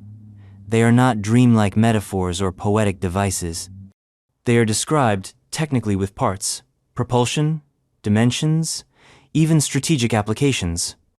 In other words, they are not divine visions. They are aerospace blueprints, drawn up thousands of years before Leonardo ever sketched his helicopter. Let's set the scene. We are in ancient India, somewhere between 1500 BCE and 500 BCE. The Vedic civilization is flourishing. Mathematics, astronomy, metallurgy, architecture, and philosophy are all being cultivated in forms so advanced they seem anachronistic to modern historians. And into this world are born the Puranas and the epic sacred texts that weave the threads of history, myth, and instruction into sprawling cosmologies. In these texts, the Vimana appears, described as a flying palace, a celestial chariot, or in some cases, a spinning metal vehicle equipped with engines, weapons, and a means of vertical and horizontal flight. One description from the Mahabharata: the Vimana rose up with a great roar, turning the sky crimson with its fire. It moved with the speed of the wind, maneuvered like a bird in flight, and carried warriors who hurled arrows of lightning. Let that settle in. Flying machines, controlled by humancer gods, firing arrows of lightning, in a story written 3,000 years ago. This isn't Zeus throwing thunderbolts. This is air-to-air combat. And the Vimanas weren't all the same. They had classes. Some text describe single-pilot chariots. Others mention multi-level crafts, with compartments for passengers, control rooms, weapon bays. Some spun like a top. Others hovered silently. Some were fueled by what the ancients described as Mercury engines, a concept that baffled 19th century translators, but now has strange resonance with plasma propulsion theories. In the Samarangana Sutradhara Sanskrit treatise on architecture and engineering, there are entire chapters devoted to Vimanas. It describes their construction: lightweight metals, rotating engines, the use of fire and mercury to create lift, the aerodynamic shapes required for balance and speed. This isn't metaphor. It's manual. If this was written in 1900, it would read like a science fiction novel. Written in 700 CE, it reads like a confession. And here's the kicker: these descriptions aren't isolated. Across India, there are temples and carvings that show what some interpret as Vimanas, flying chariots hovering over cities, beings seated within them, manipulating what look like levers, flames emerging from their bases, wings, propellers. Some even show landing pad stone platforms adorned with wheels and symbols that resemble modern helipads. Coincidence? Maybe. But the symbols keep showing up, over and over again. And in every case, the context is not divine fantasy but functional use. Let's go even stranger. There are ruins across India that don't just suggest ancient technology, they demand it. Take the Brihadiswarar temple in Tamil Nadu, built over 1,000 years ago. The temple's central domain, 80-ton stone monolith was lifted 200 feet into the air and perfectly placed. No cranes, no pulleys, no explanation. Legends say it was done by sky chariots. In Ellora, at the Kailasa temple, entire structures appear to have been carved top-down into solid rock, not built excavated downward like a 3D printer running in reverse. A feat of planning and engineering that makes even modern builders sweat. And the locals? They just smile and say, "The gods did it," or their chariots did. So let's entertain the theory. Let's say the Vimanas were real, not just metaphor, not just myth, real crafts, piloted by real people, engineered by an advanced civilization lost to time. What does that mean? It means the Vedas aren't just religious texts, they're technological repositories. It means the history of human aviation didn't start with the right. Brother Sit started with fire chariots streaking across the Himalayan sky. And it means something else, that we forgot, or worse, were made to forget. Here's where the implications go nuclear. The Mahabharata doesn't just mention Vimanas, it describes warfare using them. Weapons of such power they could destroy entire cities. Single projectiles charged with all the power of the universe. Explosions so bright they scorched the earth like 1,000 suns. Winds that turned to fire. Survivors who lost their hair and fingernails. Rivers that boiled. Birds that dropped from the sky. Radiation? Sounds like it. Nuclear warfare? That's the theory. And not a fringe one. Scholars as diverse as Robert Oppenheimer and Erich von Däniken have marveled at these descriptions.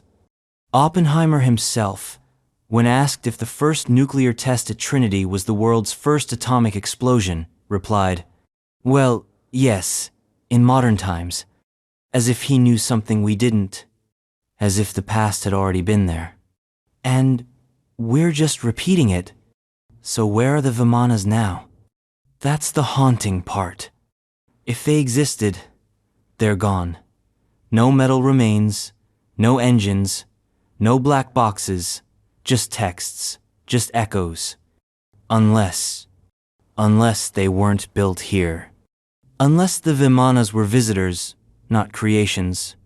Or, even more chillingly, ours but from a previous age. From a cycle of humanity that rose, flew, fought, and burned itself down before the current version ever lit a fire. The Great Reset, but geological. The Atlantean Nuclear Age. The Pre-Diluvian astronauts. If that's true, the Vimanas are not lost. They're buried, waiting beneath the earth, beneath the Himalayas, beneath the deserts of Rajasthan, sleeping in their hangars of stone and silence, waiting to fly again. And now, the twist. The ancient texts say the Vimanas could travel between worlds, between dimensions. They weren't just aircraft. They were cross-spacecraft. And the key to controlling them wasn't just machinery, it was consciousness.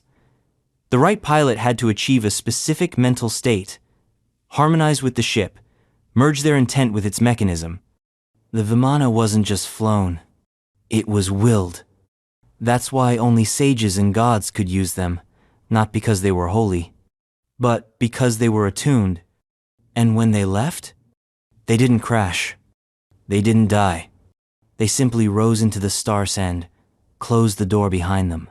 So the next time you read about flying saucers, energy disks, or strange lights over mountain ranges, remember the Vimanas. Remember that our oldest stories are not always fiction.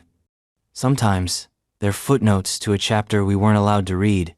And speaking of chapters, no one can verify, but everyone keeps referencing our next journey takes us to the ocean floor, to a legendary civilization that has captivated poets, philosophers, and seekers for millennia. No blueprints, no ruins. Just a memory so persistent, it might as well be truth. Atlantis. Mythological. It's the most famous lost city in human history.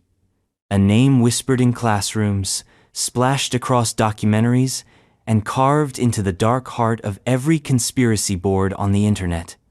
It's the mother of all ruins, the blueprint of all sunken dreams, the cautionary tale to end all cautionary tales. Atlantis.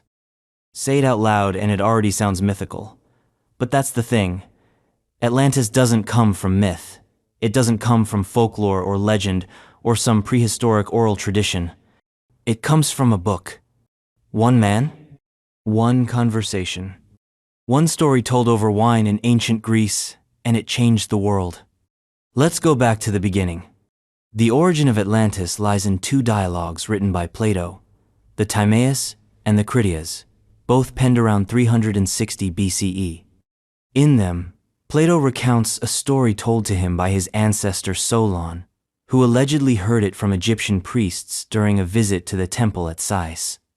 The priests told Solon of a powerful island civilization located beyond the Pillars of Hercules, commonly accepted as the Strait of Gibraltar, that had achieved a golden age of wealth, technology, and conquest some 9,000 years before Solon's time.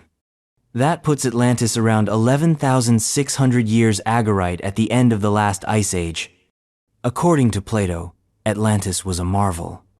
A city made of concentric rings of land and sea, with grand temples, gold-covered walls, and silver-lined canals, powered by advanced engineering and governed by divine laws. But then hubris. They grew arrogant, tried to conquer the Mediterranean, and the gods punished them. In a single day and night of misfortune, Atlantis was swallowed by the sea. Gone. Just like that. Let's stop right there.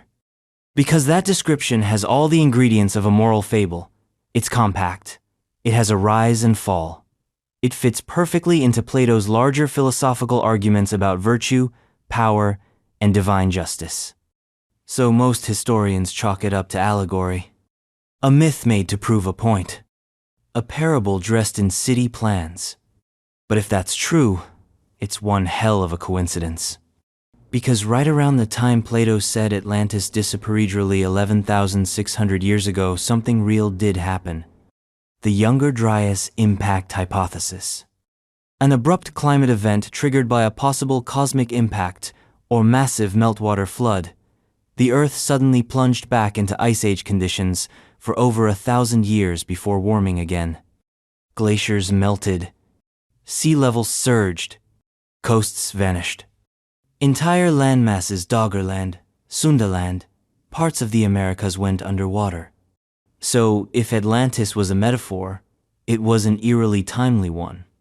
And if it wasn't, then where did it go? Over the centuries, the search for Atlantis has become an obsession. Everyone wants a piece. The Mediterranean?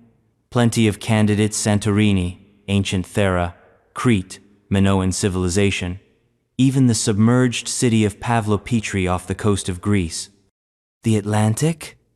Several sites off Spain's southern coast. Some divers swear they've seen concentric foundations beneath the waves near the Gulf of Cadiz. The Caribbean? More recent sonar anomalies near Cuba and Bimini fuel theories that Atlantis could lie in the Americas, perhaps beneath what is now the sea floor. And of course, Antarctica, because why not? If Atlantis was a pre-Ice Age civilization, and if continental drift or pole shifts occurred, then maybe the entire continent was once temperate and populated. A continent-sized Atlantis, frozen in place. Atlantis has become a mirror, a screen onto which every theory, fear, and hope is projected. Because the story's not just about a city. It's about a forgotten age. A civilization that may have rivaled our own and destroyed itself. And that's the part that keeps us coming back. What made Atlantis so special? Plato describes a city built by Poseidon himself, fathering 10 sons who ruled the island's 10 districts. The capital had an acropolis surrounded by rings of land and water, perfectly symmetrical, geometrically aligned, engineered with knowledge that no other culture had at the time. And then there's the technology. While Plato doesn't go into specifics, later interpretations, from mystics to sci-fi writers, have imagined Atlantis as a society of anti-gravity ships, crystal power generators, weather manipulation, genetic engineering, interdimensional travel. Ridiculous? Maybe. But isn't it odd that so many ancient civilizations, India, Egypt, Mesoamerica, spoke of lost golden ages, advanced ancestors, and catastrophes that reset the world? What if these weren't separate myths? What if they were fractures in the memory of a global event? Now, let's dive into the theory that haunts the margins of archaeology. That Atlantis wasn't just a city but a hub in a pre-Ice Age civilization, a world-spanning network of cities, knowledge, and trade destroyed by cosmic catastrophe or self-inflicted cataclysm. We're talking pre-Diluvian civilization. Call it Atlantis.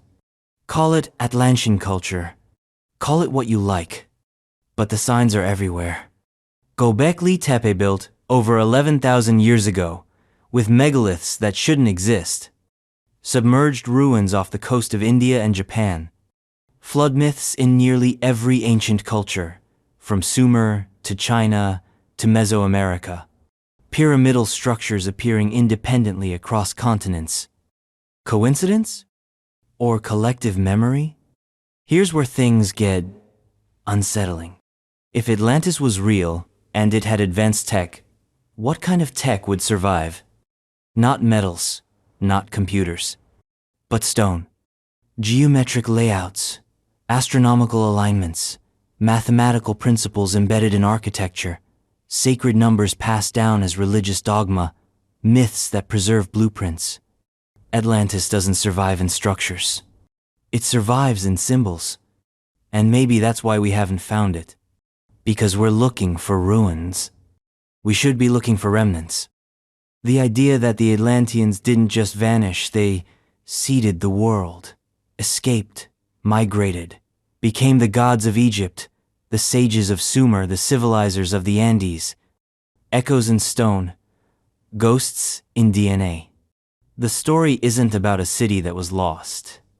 It's about a story we're still telling, over and over again. In the end, Atlantis is a riddle with no answer. Or too many. A city that may never have existed, but one we can't stop dreaming about, because it represents something we feel in our bones. That humanity didn't start with us. That the past is deeper than we dare admit. And that we're walking on the bones of a world we already built since long ago and destroyed. And speaking of lost worlds, there's another name, less famous than Atlantis, but just as provocative. A continent swallowed not by waves, but by silence. A ghost island in the Indian and Pacific Oceans, rumored to be the home of an ancient race with knowledge that rivaled the gods. Lemuria, Mu, mythological. There's something unnerving about empty ocean, the vast nothingness, the blank horizon, a map that's more blue than land. Somewhere between India and Madagascar, stretching across the Indian Ocean like a silken void, lies an area that, according to 19th century scholars, mystics, and a few renegade scientists, used to be something more. A place, a land, a continent. Not an island, not a city, a continent. They called it Lemuria. Elsewhere, in the silent reaches of the Pacific, it went by another name, Mu. And here's the punchline. They were both invented, entirely fabricated. And they might also be entirely true. Let's start with Lemuria. It began, strangely enough, with lemurs. In the mid-1800s, British zoologist Philip Sclater noticed something odd. Lemurs existed in Madagascar and parts of India but nowhere in between. According to the biogeographical models of the time, that was impossible. How could two distinct populations of the same species exist so far apart, with no migratory bridge? Sclater's solution? A lost continent. A landmass he believed once connected Africa, India, and Southeast Asia, giant, prehistoric bridge that allowed species to disperse across what is now open water. He called it Lemuria. Scientists of the day embraced the idea with startling enthusiasm. The Earth, they believed, had many sunken lands, continents that rose and fell like lungs. Lemuria was just another name on the ledger. But then, something strange happened. Theosophy got involved, and Lemuria became something else. Enter Helena Blavatsky, the Russian mystic and founder of the Theosophical Society. To her, Lemuria was not just a landmass, it was the cradle of humanity. According to theosophical teachings, Lemuria was the home of the third root Rasia giant, telepathic species with advanced spiritual powers, immense height, and golden skin. They didn't use tools. They used vibration. They didn't build cities. They shaped energy. They didn't die. They ascended. They lived in harmony, in enlightenment, in unity with the cosmos. And then, inevitably, they fell. Blavatsky claimed Lemuria was destroyed in a great cataclysm, sinking beneath the sea like so many other myths. The survivors, those spiritually advanced enough, migrated to new lands, seeding knowledge into Egypt, India, and South America. From this version, Lemuria wasn't just an evolutionary theory. It was Atlantean 2.0, but older, purer, and even more forgotten. Then came Mu. First coined by French scholar Auguste Le Plongeon, Mu was supposedly a lost Pacific continent mentioned in ancient Mayan texts. Le Plongeon claimed to have deciphered these texts and discovered evidence of a pre-Mayan civilization that had traveled from a sunken land west of Central America. But it was James Churchward, an eccentric British colonel turned explorer mystic, who gave Mu its full mythology. According to Churchward, Mu was the motherland of all civilization in ancient Pacific continent, home to a race called the Nakal. The Nakal, he said, were technologically and spiritually superior to anything that came after. They built megalithic structures with sound. They communicated telepathically. They were the first astronomers, the first philosophers, the first scientists. And then came the deluge. Churchward described a cataclysmic series of volcanic eruptions, earthquakes, and tidal waves that obliterated Mu, dragging its mountains beneath the sea.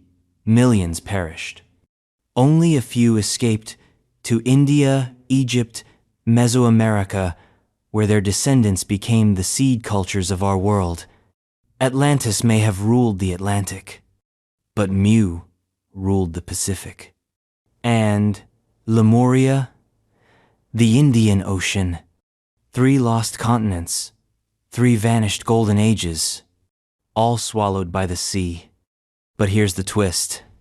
Modern geology has no patience for Lemuria or Mu. Plate tectonics, continental drift, and deep-sea mapping have rendered the idea of lost continents nearly impossible. There is no sunken landmass between Madagascar and India, no massive shelf in the Pacific, no geophysical evidence of a drowned supercontinent. So the myth should die here. Except it doesn't, because something's still off. Let's revisit the Indian Ocean. Between the Seychelles, Madagascar, India, and Sri Lanka lies an underwater region known as the Mascarene Plateau. Stretching for thousands of kilometers, it's a submerged ridge of volcanic and continental rock. Not just lava flows, but granite, ancient granite, which means it was once part of a continent. In 2013, geologists announced the discovery of Mauritia, a lost microcontinent buried beneath the lava fields of Mauritius. Tiny zircon crystals dated to nearly 3 billion years were found among volcanic rock only a few million years old, proof that land had been there, submerged, forgotten. Not Lemuria, but something. A ghost continent. A geological echo. Now head across the world to the Pacific. Deep sea mapping has revealed a vast, submerged plateau between Hawaii and Micronesian area known as Zealandia. Roughly the size of India, Zealandia is considered Earth's 8th continent, 94% of which is now underwater. Parts of it still poke above the waves, New Zealand is one. But the rest? Lost, sunken, gone. If you were an ancient mariner, born 12,000 years ago and sailing the Pacific during lower sea levels, you would have seen island chains, archipelagos, continents. Now, just water and legends. So, maybe Lemuria and Mu never existed as single defined landmasses. Maybe they weren't Atlantis-scale civilizations. But maybe, just maybe, they were fragments of memory. Echoes of real lands, real people, real cultures drowned by rising oceans and buried by millennia of forgetfulness. Because here's the part we always underestimate. Oral tradition remembers what science forgets. The myths of India speak of a sunken southern land. The Tamil epic Silappatikaram describes a lost continent called Kumari Kandam, which once stretched across the Indian Ocean and was home to the earliest Tamil civilizations. In Polynesia, the concept of Hawaii, ancestral homeland, is central to dozens of island cultures. It's always described as eastward, ancient, and submerged. And in Japan, legends speak of Ryugu, Joan undersea palace, home to godlike beings, reachable only by those chosen. So, maybe Mu wasn't a continent. Maybe it was a memory, encoded in story, passed down not as coordinates but as truth. But why do we keep searching? Why does the myth of Lemuria persist when every satellite and sonar scan says no? Because it represents something we feel in our bones, that the world was once bigger, not in geography, in possibility. That the story of humanity didn't start with farming in Mesopotamia or kings in Egypt, but with a fall. A fall from something higher. And Lemuria? Mu? They are the names we give to the edge of that forgotten place. Not real. Not fake. Just unfinished. And now, we leave the ocean and drift northward into the realm of ice, where myths grow cold and strange. A place beyond maps, beyond the north wind, where time slows and memory dies. A land called Hyperborea. Hyperborea, mythological.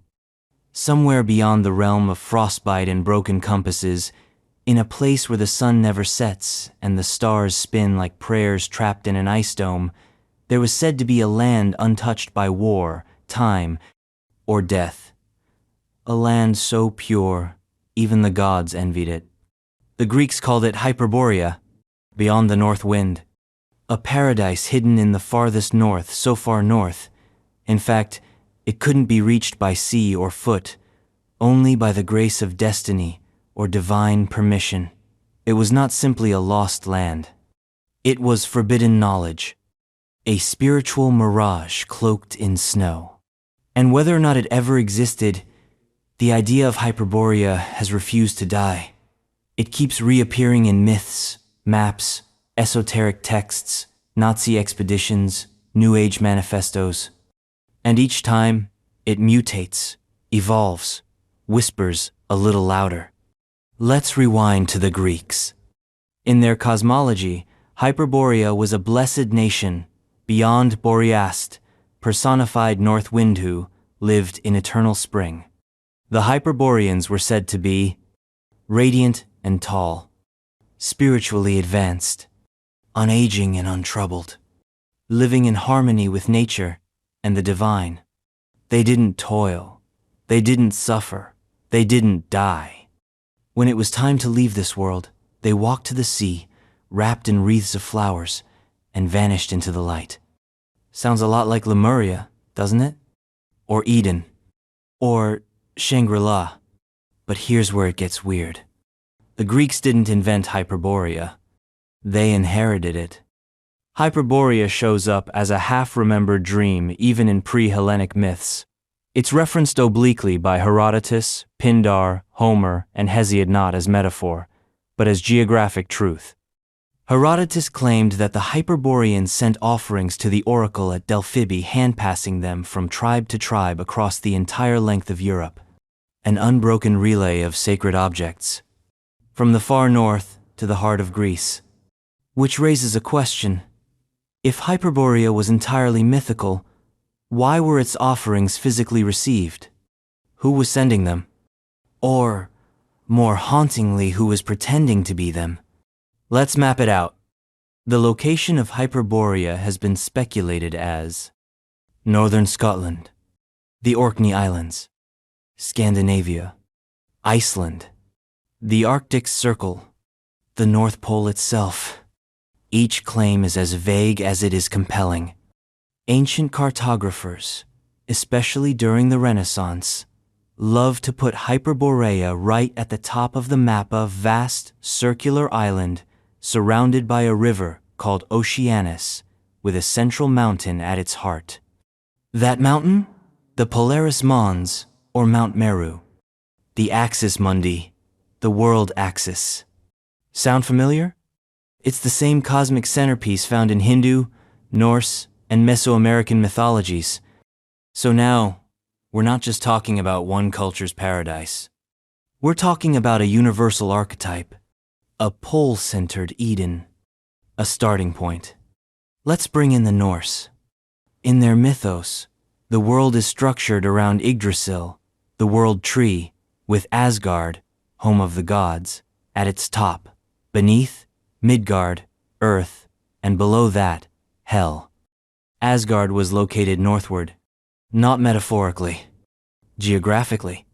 Add in the Bifrost, bridge a glowing path between world sand, we start to see the scaffolding of a very old story, one repeated across the planet, that there is a center, a top, a doorway to the divine, and that it's located up there, where the compasses spin and the maps go white.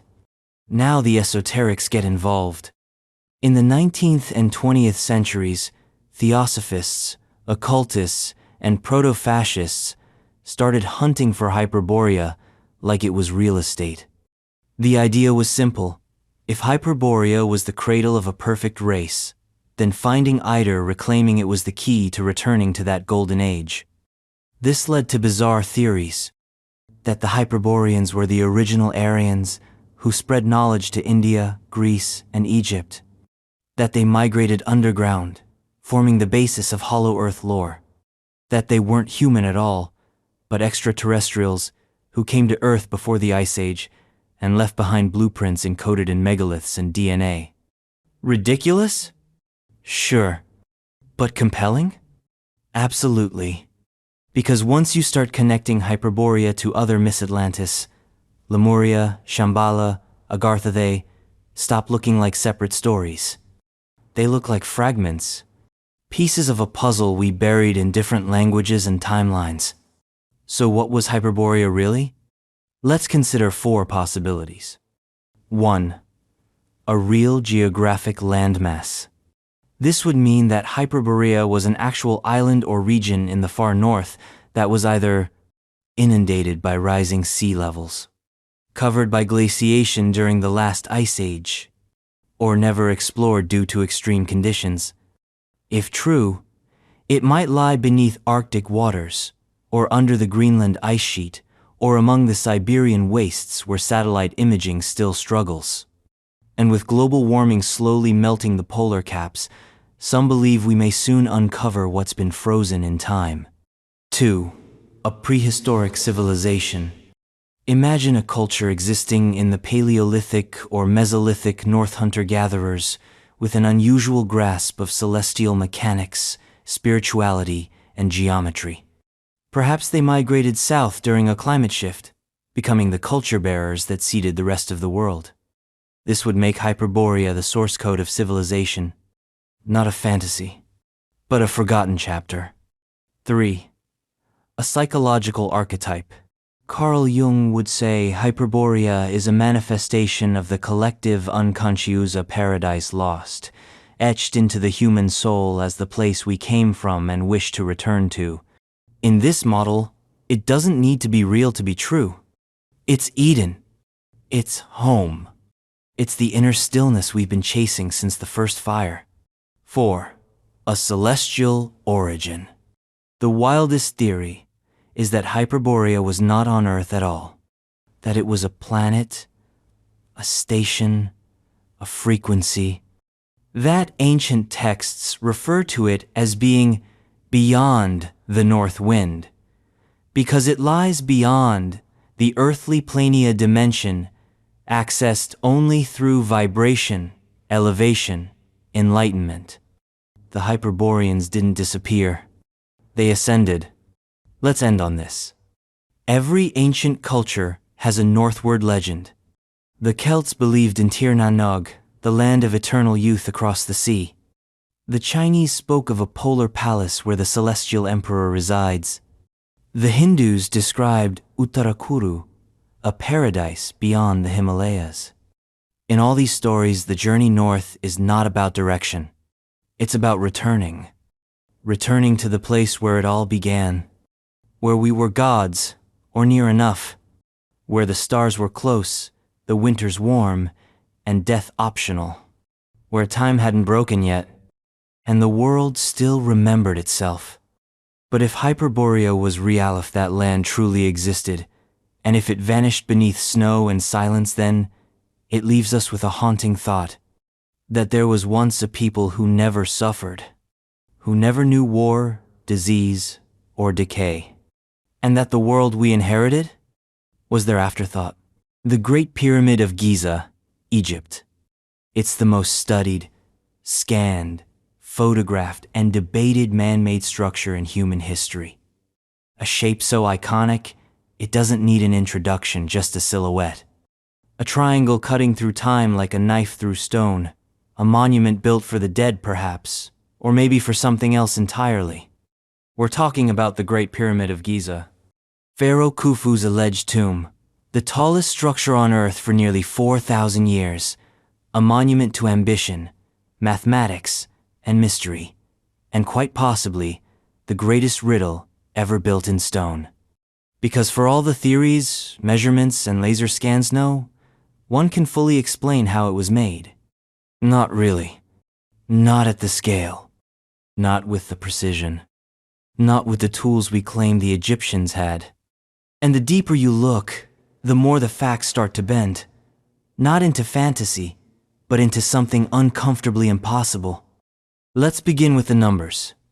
The Great Pyramid contains 2.3 million blocks of stone. Some weigh 2 tons, some up to 80 tons. The total mass is estimated at around 6 million tons. All this was supposedly built over a 20-year period during the reign of Khufu, around 2,580 to 2,560 BCE. Break that down? You'd need to quarry, move, shape, and place one block every 2 minutes, 24/7 for 2 decades. No days off, no logistical failures, no supply chain breakdowns. And that's being generous. Assume they used copper chisels, ropes, wooden sleds, maybe a few log rollers. The textbook image is thousands of sweaty men dragging stone through sand like an ancient Amazon warehouse. But when you start calculating the physics, friction, leverage, labor capacity, it gets shaky. And when you start measuring the precision, it gets absurd. Because the Great Pyramid isn't just big. It's exact. Let's get surgical. The base of the pyramid is almost a perfect square each side, differing by less than 2 inches.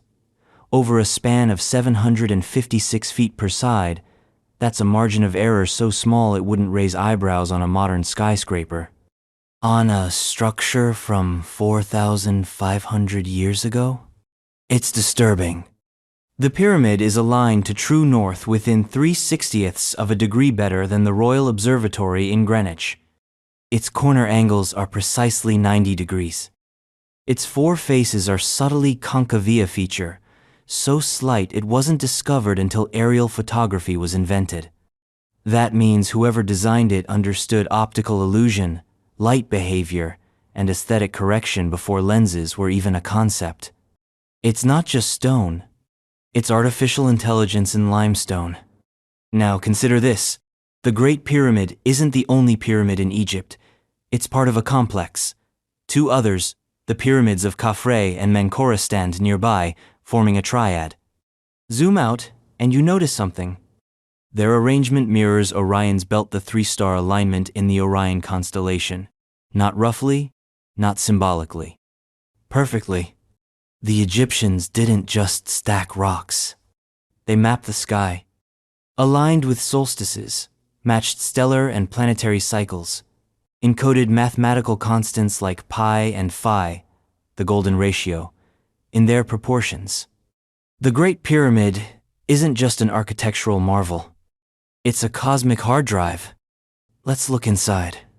The pyramid's internal structure is equally bizarre. It has no typical tomb layout, no hieroglyphs, no mummies, no burial chamber filled with treasures, just three main rooms. The descending passage, the Queen's Chamber, the King's Chamber, each built with such precision that air pressure differentials can cause vibrations.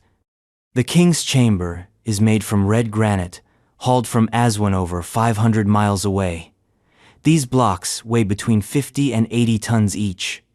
They were lifted and placed over 150 feet in the air.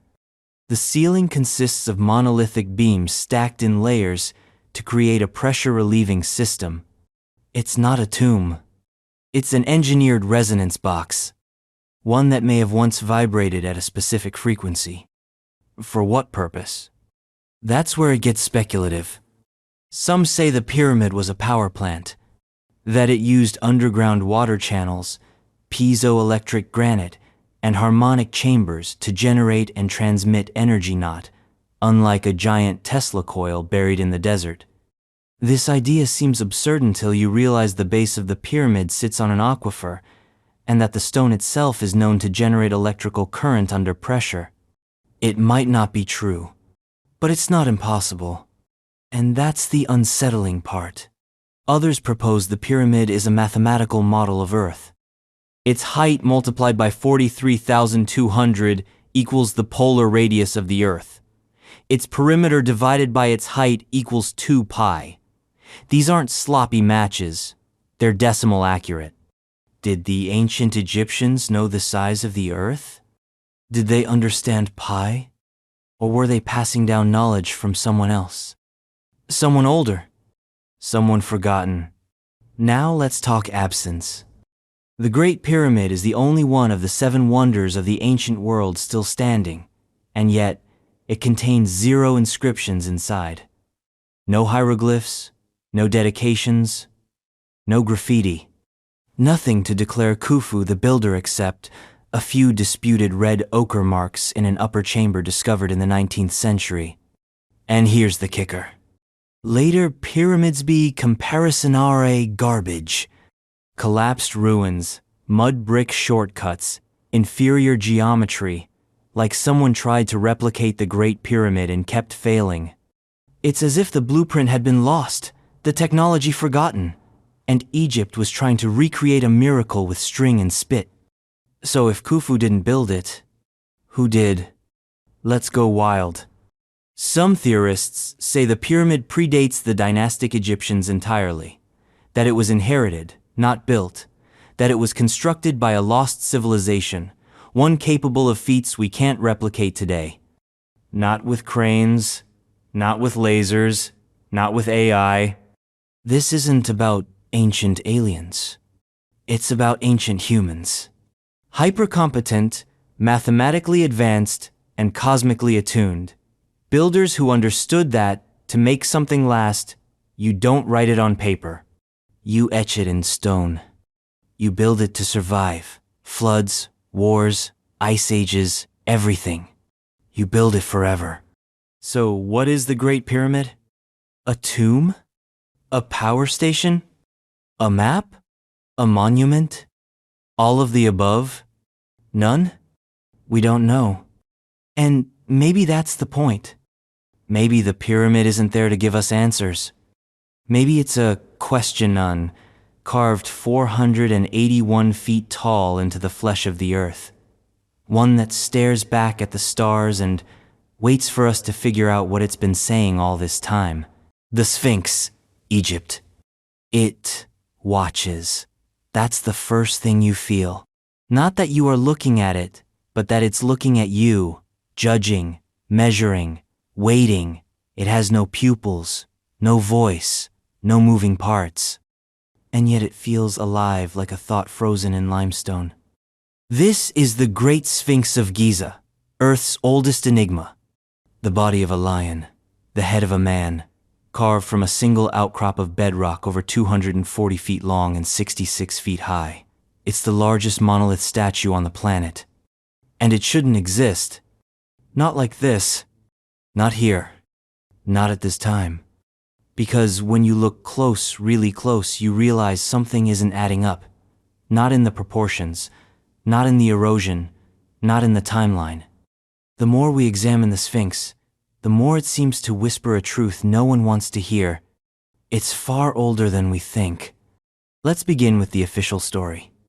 The Sphinx, we are told, was built during the reign of Pharaoh Khafre around 2500 BCE, the same dynasty that built the second largest pyramid of Giza.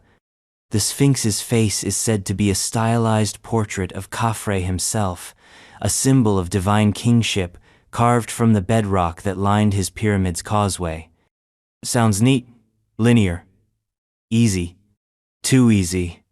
Because unlike most Egyptian monuments, the Sphinx has no inscriptions, no cartouches, no hieroglyphs, no label saying, "I, Khafre, made this." It is silent. And when the evidence is examined, it starts to fall apart. The statue's head is disproportionately small compared to its massive body, almost as if it were recarved from a previous structure. And if that's the case, then what was the original? And more importantly, when was the original? This brings us to the theory that has kept Egyptologists up at night for decades. Water erosion. In the 1990s, geologist Dr. Robert Schoch noticed something peculiar. The Sphinx shows deep, rounded fissures running vertically down its body, erosion patterns consistent not with desert wind and sand, but with sustained rainfall. This is a problem, because the last time Egypt saw that kind of rain was between 10,000 and 5,000 BCEA time, when the Giza Plateau was lush savanna, not arid desert. In other words, the Sphinx may predate dynastic Egypt by thousands of years. This leads to a stunning possibility: that the Sphinx is not the face of a pharaoh, but a legacy artifact, a monument from a forgotten civilization, modified by the Egyptians rather than created by them. The original face? Perhaps an animal. Some argue it was a lion, matching the body and symbolic of the Age of Leo, which spanned from around 10,970 to 8,810 BCE. That would mean the Sphinx originally aligned with celestial events from a time long before the pyramids were even imagined. Others suggest the face could have been something else entirely: an unknown figure, a lost deity, a remnant of a world we don't remember. What's certain is that something doesn't fit. The Sphinx feels like a puzzle piece from a different box. Let's talk about its position. The Sphinx faces directly east, watching the sunrise on the spring equinox with stunning precision. This alignment isn't decorative, it's astronomical. At the same time, the constellation Leo would have risen directly on the horizon during the Age of Leo. So you have a lion-bodied structure, facing east, aligned with the Age of the Lion. Coincidence? Maybe once. But when you factor in the layout of the Giza pyramids, which match Orion's belt, and the positioning of nearby temples and causeways, it starts to feel less like a city and more like a star map made of stone. This wasn't architecture. It was cosmic engineering. Now enter the tunnels. Yes, the Sphinx has chambers. Subterranean anomalies detected beneath and around the monument have been documented by radar scans since the 1970s. One lies directly beneath the front paws, another beneath the rump. Some say they are natural fissures. Others claim they're man-made, perhaps storage, perhaps something more. There's even a claim popularized by mystic Edgar Cayce that beneath the Sphinx lies the Hall of Records, a hidden library left by the survivors of Atlantis. A collection of scrolls, tablets, and devices that could rewrite human history. Fantasy? Possibly. But the Egyptian government has been very reluctant to allow deep excavation beneath the Sphinx. Officially, it's to preserve the monument. Unofficially, who knows? When people stop you from digging, it usually means they're hiding something. Even if that something is just the truth. But the Sphinx's real power isn't in what it hides. It's in what it remembers. Because the Sphinx isn't just old. It's worn. Unlike the pyramids, which still stand sharp and monolithic, the Sphinx looks tired. Its nose is famously missing, blown off, some say, by Napoleonic cannon fire, though no actual proof supports this. Its body has been repaired dozens of times across millennia. Its weathering tells a story of deep time, of a monument exposed to the elements not for centuries but for ages. It is the single, oldest, most altered, most abused statue on Earth. And it's still here. Which begs the question, what was it meant to last for? Let's go deeper. The Sphinx may not be a monument at all. It may be a machine. Not in the metallic sense, but in the sense of ritual technology. An object designed to align human consciousness with celestial cycles, to serve as a clock, a key, a harmonic resonator built into the skin of the Earth. Its body holds chambers. Its gaze locks onto stellar events. Its proportions encode sacred geometries. Perhaps the Sphinx wasn't built to remember the past. It was built to wait for the future. For a time when we'd finally understand what it was always pointing at. And if the Sphinx is that old, if it really predates Egypt by millennia, then it becomes a threshold marker, a boundary stone between our history and whatever came before. Because the truth might be even stranger than myth. What if the Sphinx is not just old but pre-human? What if it was built by a civilization that survived a global cataclysm, encoded its memory in stone, and vanished? A culture that understood resonance, geometry, and time in ways we can't grasp? Not aliens. Not gods. Just us, but from another chapter. A chapter we're not allowed to read. Not yet. Doggerland, North Sea. There's something eerily quiet about the North Sea. Not the crash of waves or the cry of gulls, but the silence underneath. Because somewhere down there, beneath 100 feet of cold, silty water, lies an entire world that once was. A world of trees, rivers, and wild herds. A world of fire pits, wooden huts, and stone tools. A world where people lived, hunted, loved, and died for thousands of years. Then one day, it vanished beneath the rising tides, swallowed by the sea like a whispered secret. That place was Doggerland. Once stretching from the eastern shores of Britain to the edges of Denmark and the Netherlands, Doggerland wasn't just an island. It was a continent-sized bridge, a lush expanse of forests and wetlands that connected what we now call the United Kingdom to mainland Europe. It was habitable. It was rich. And for the humans who roamed its lakes and wooded valleys 10,000 years ago, it was simply home. But nothing golden lasts forever, and this home was doomed.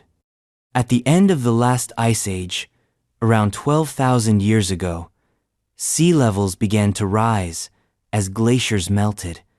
Doggerland began to shrink. Slowly, at first rivers turning into lakes, lakes swelling into marshes.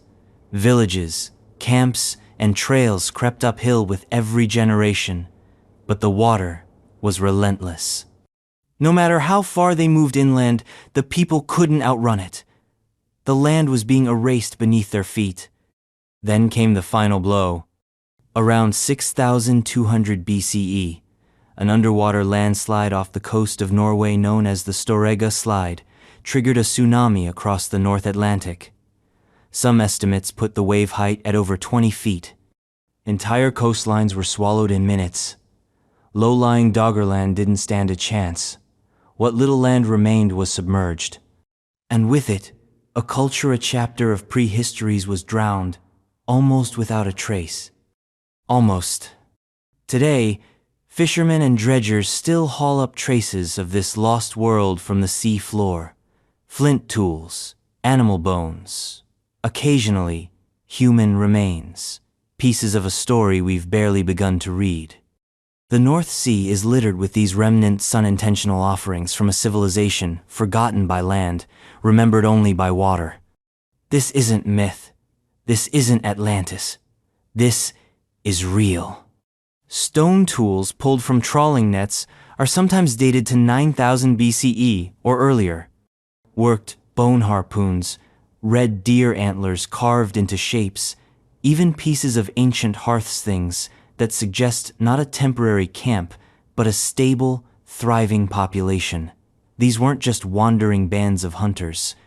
These were people with homes, with seasonal patterns, with relationships to the land that spanned generations. Imagine the English Channel not as a sea, but as a valley. Dogs bark in the early mist. Fires crackle by riverside camps. The smell of roasting fish lingers in the trees. Children leave footprints in the mud. And in the distance, rising slowly over the horizon, a wall of water begins to build. What makes Doggerland so jarring is that it rewrites the comfortable story of civilization. We're told that everything began in the Fertile Crescent, Sumer, Egypt, Indus. That before that, humans were scattered, primitive, barely more than cave dwellers. But Doggerland tells a different tale. A people who understood their world, who adapted with it, who lived on land that no longer exists. And the implications are enormous, because Doggerland didn't vanish in a blink. It eroded, submerged, faded gradually until only the highest hills were islands. The people left her didn't. Maybe some died in the flood. Maybe others became the first Neolithic farmers in Britain. Maybe some wandered into Europe, carrying flint knapping techniques, stories, and the memory of a drowning homeland. Memory. That's the key. Because nearly every ancient culture has a flood myth. The Epic of Gilgamesh, the Book of Genesis, Hindu texts, Chinese legends, Polynesian oral history. All speak of a great flood that wiped away the old world, too specific, too widespread, too eerily aligned to ignore. Doggerland gives those myths a possible home, or at least a trigger. The memory of rising water, the trauma of losing everything, passed down through generations, across cultures, until it became sacred story. And yet, we almost never talk about it. Doggerland isn't in school books. It's not carved on stone walls or inscribed in golden tombs. It was never rediscovered by Renaissance treasure hunters or visited by ancient kings, because it wasn't buried, it was drowned. And water forgets fast. But not completely. Modern geological survey sonar mapping, seismic scans, sediment core shave begun to rebuild the topography of Doggerland. We can now see ancient rivers, lake beds, coastlines. We know where people likely lived. We know where the forests grew. We've even found fossilized tree stumps still rooted, still standing beneath the sea. It's like looking at the ghost of a world through a shattered mirror. But here's the chilling part. Doggerland wasn't alone. All across the planet, the end of the Ice Age swallowed coastlines. India's Gulf of Cambay, Japan's Yonaguni Monument, the flooded Black Sea, Sundaland in Southeast Asia, Beringia between Russia and Alaska. Time and again, the sea rose and history sank.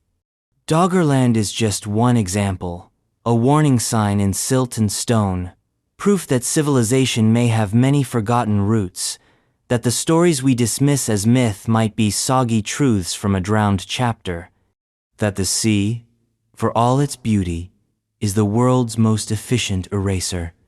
And Doggerland isn't even done talking.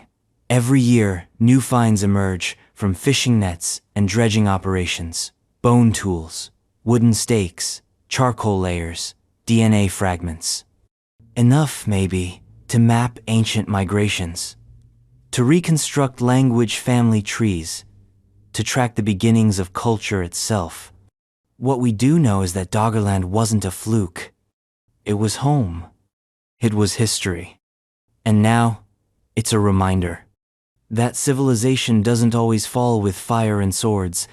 Sometimes, it just slips under the waves, quietly, inch by inch, until all that's left is silence.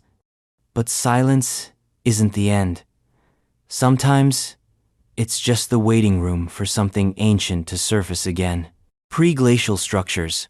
Antarctica, Arctic, speculative. Imagine a structure that predates not only the pyramids or Stonehenge, but entire continents as we know them. A structure not buried under sand, but beneath miles of ice. Not decayed by time, but perfectly preserved in cryogenic silence. A monument locked in a deep freeze that has lasted for tens of thousands of years. Welcome to the seductive and controversial realm of preglacial structures, the whispered idea that long before recorded history, before Sumer, before even Göbekli Tepe, humanity, or something like it, was building in the most improbable places on Earth, the Arctic and Antarctic. Let's start with the cold. Antarctica is not just a wasteland of snow and penguins. Beneath its ice lies a continent the size of the United States and Mexico combined. A landmass with mountains, valleys, lakes, and if some theorists are to be believed, architecture. The idea that humans could have built anything here sounds ridiculous until you consider this.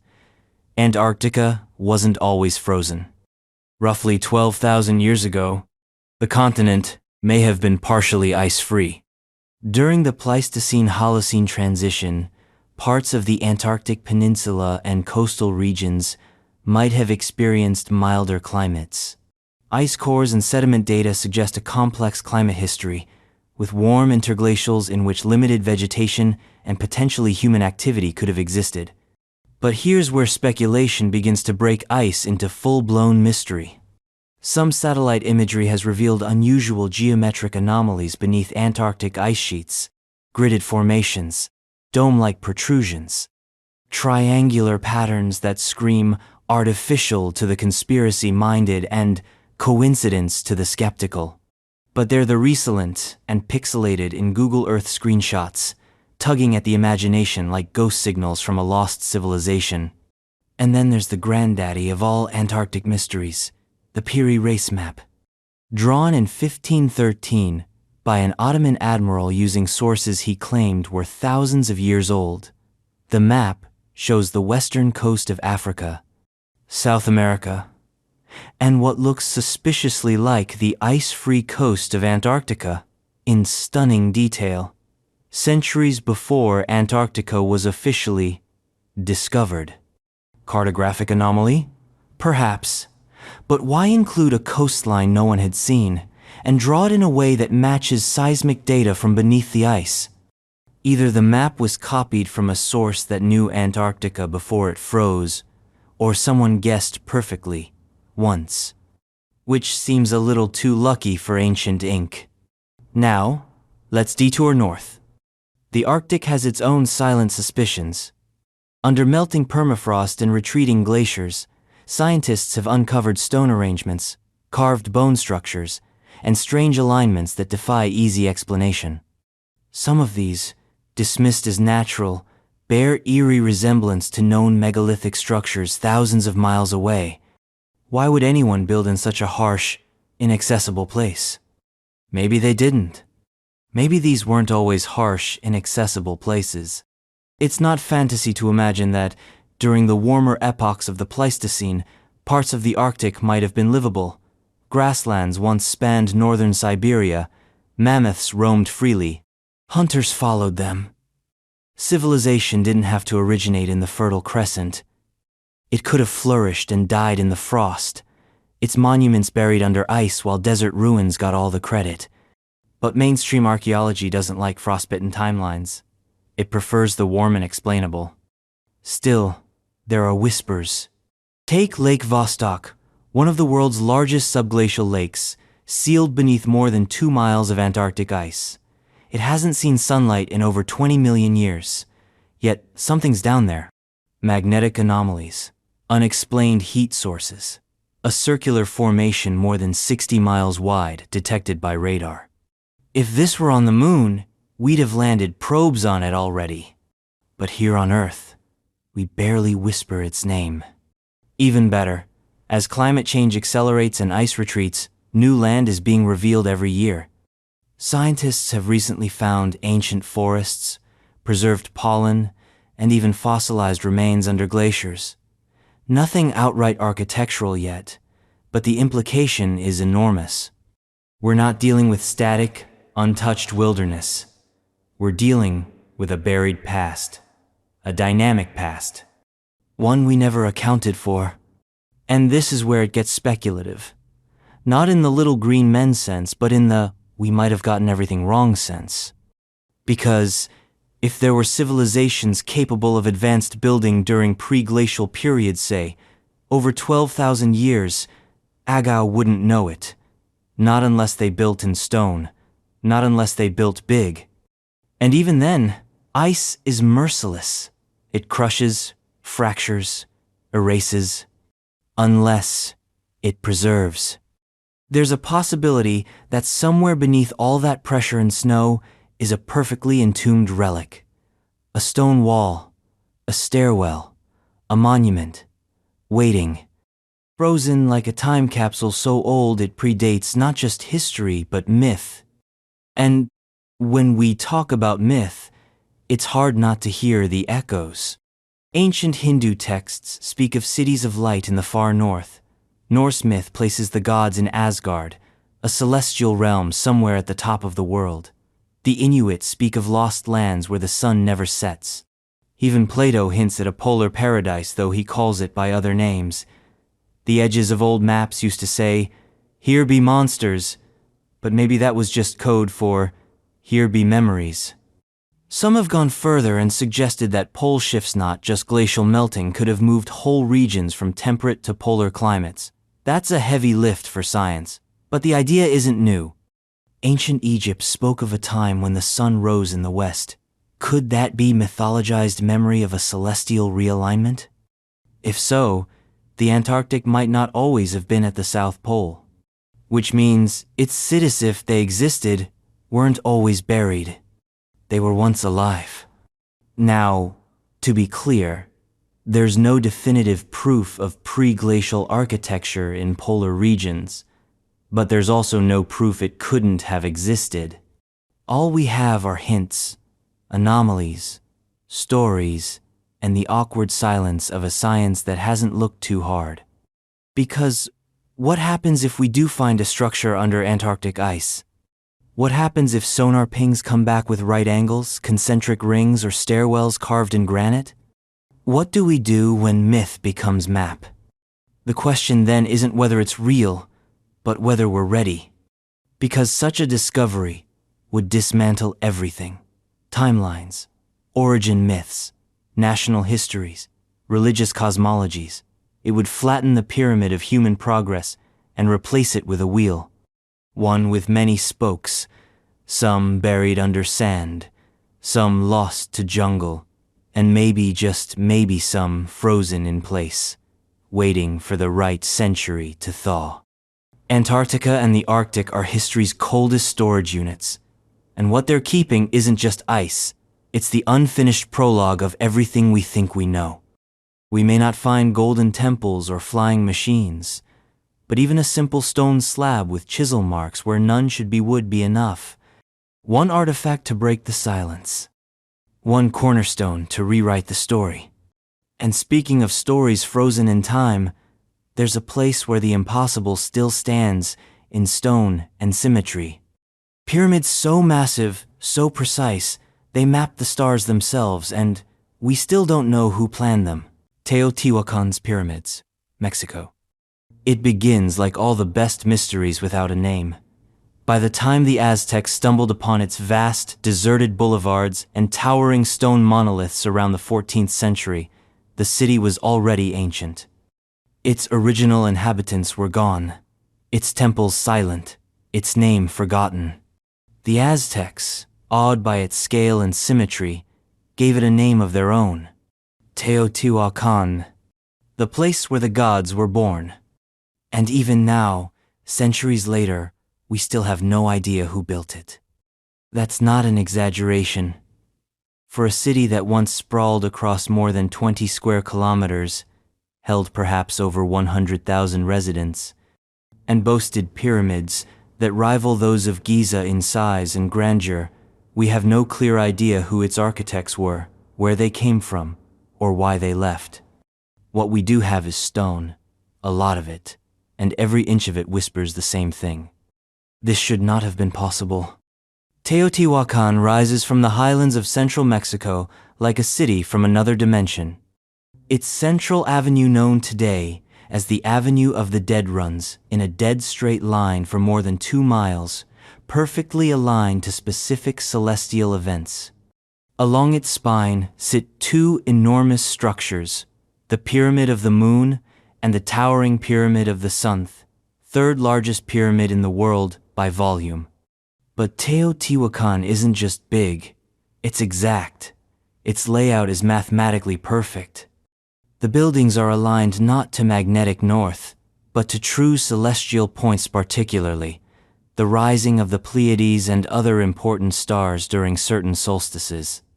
The entire city plan is an exercise in sacred geometry, astronomy, and cosmology rendered in volcanic stone. This wasn't built at random. This was a blueprint city, an architectural spell, and it was built by people who vanished without leaving a trace of their name. Let's talk about scale. The Pyramid of the Sun stands 216 feet tall and was constructed from more than 3 million tons of stone, adobe, and gravelol, without metal tools, wheels, or pack animals. It's so large that it nearly matches the base footprint of the Great Pyramid of Giza, and yet it was built on a completely different continent by people with no contact with the old world.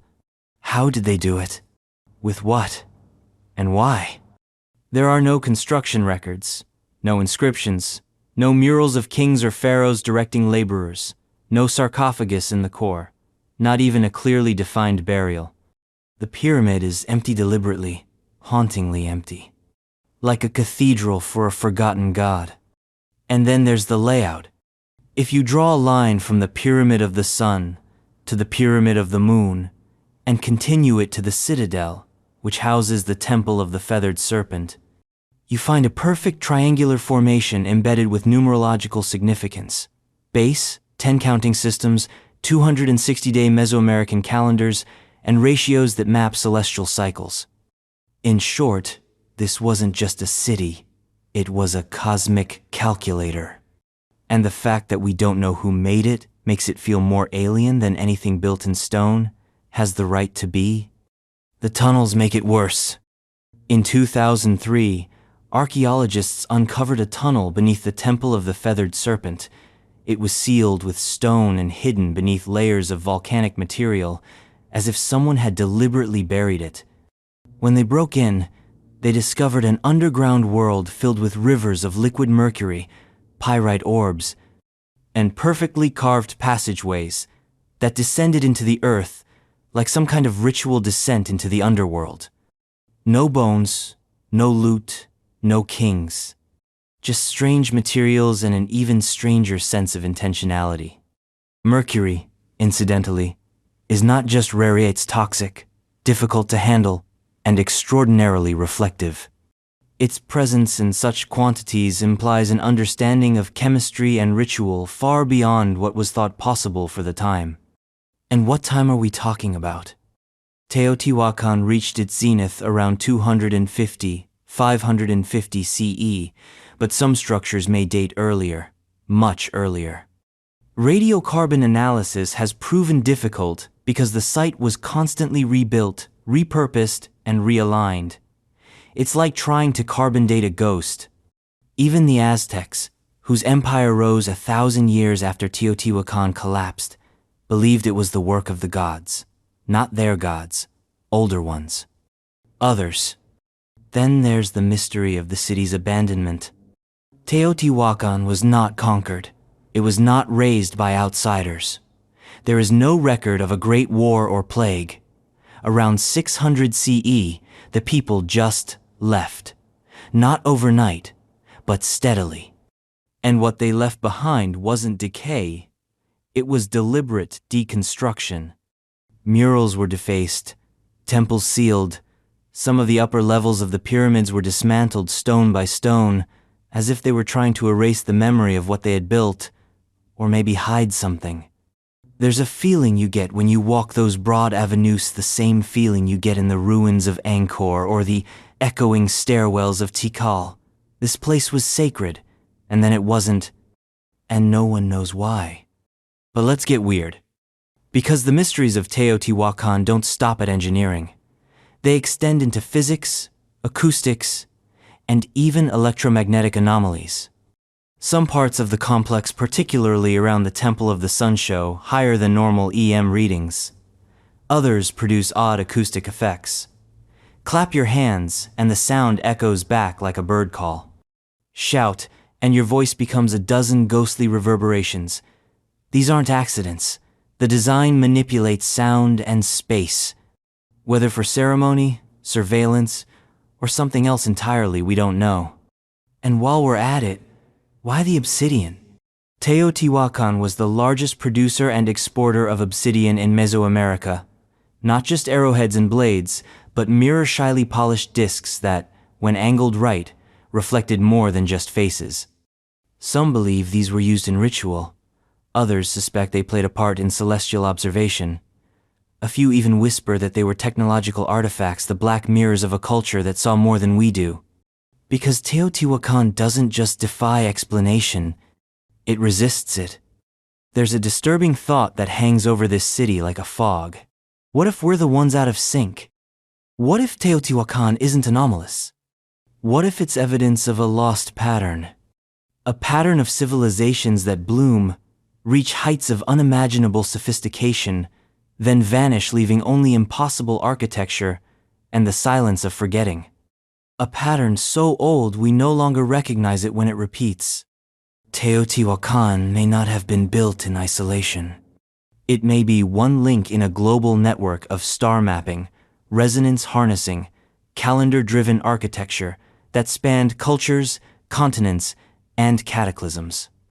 Like a code, waiting to be reassembled. We tend to measure the past by what survived. Teotihuacan survived. But its name didn't. Its builders didn't. Its language, beliefs, and gods all gone. Only the stone remains, perfectly aligned, perfectly silent. Which leaves us with a terrifying possibility that the greatest cities are not those we remember, but those we've forgotten. Those we stumble upon and call alien, not because they are, but because we no longer speak their language, because the clock we use to measure history is broken, because time is not a linear, it's a loop. And sometimes, it drops a city like Teotihuacan into our timeline just to remind us, you don't know everything. And that, right there, might be the real message of Teotihuacan. Not who built it, not how, but why they left it for us.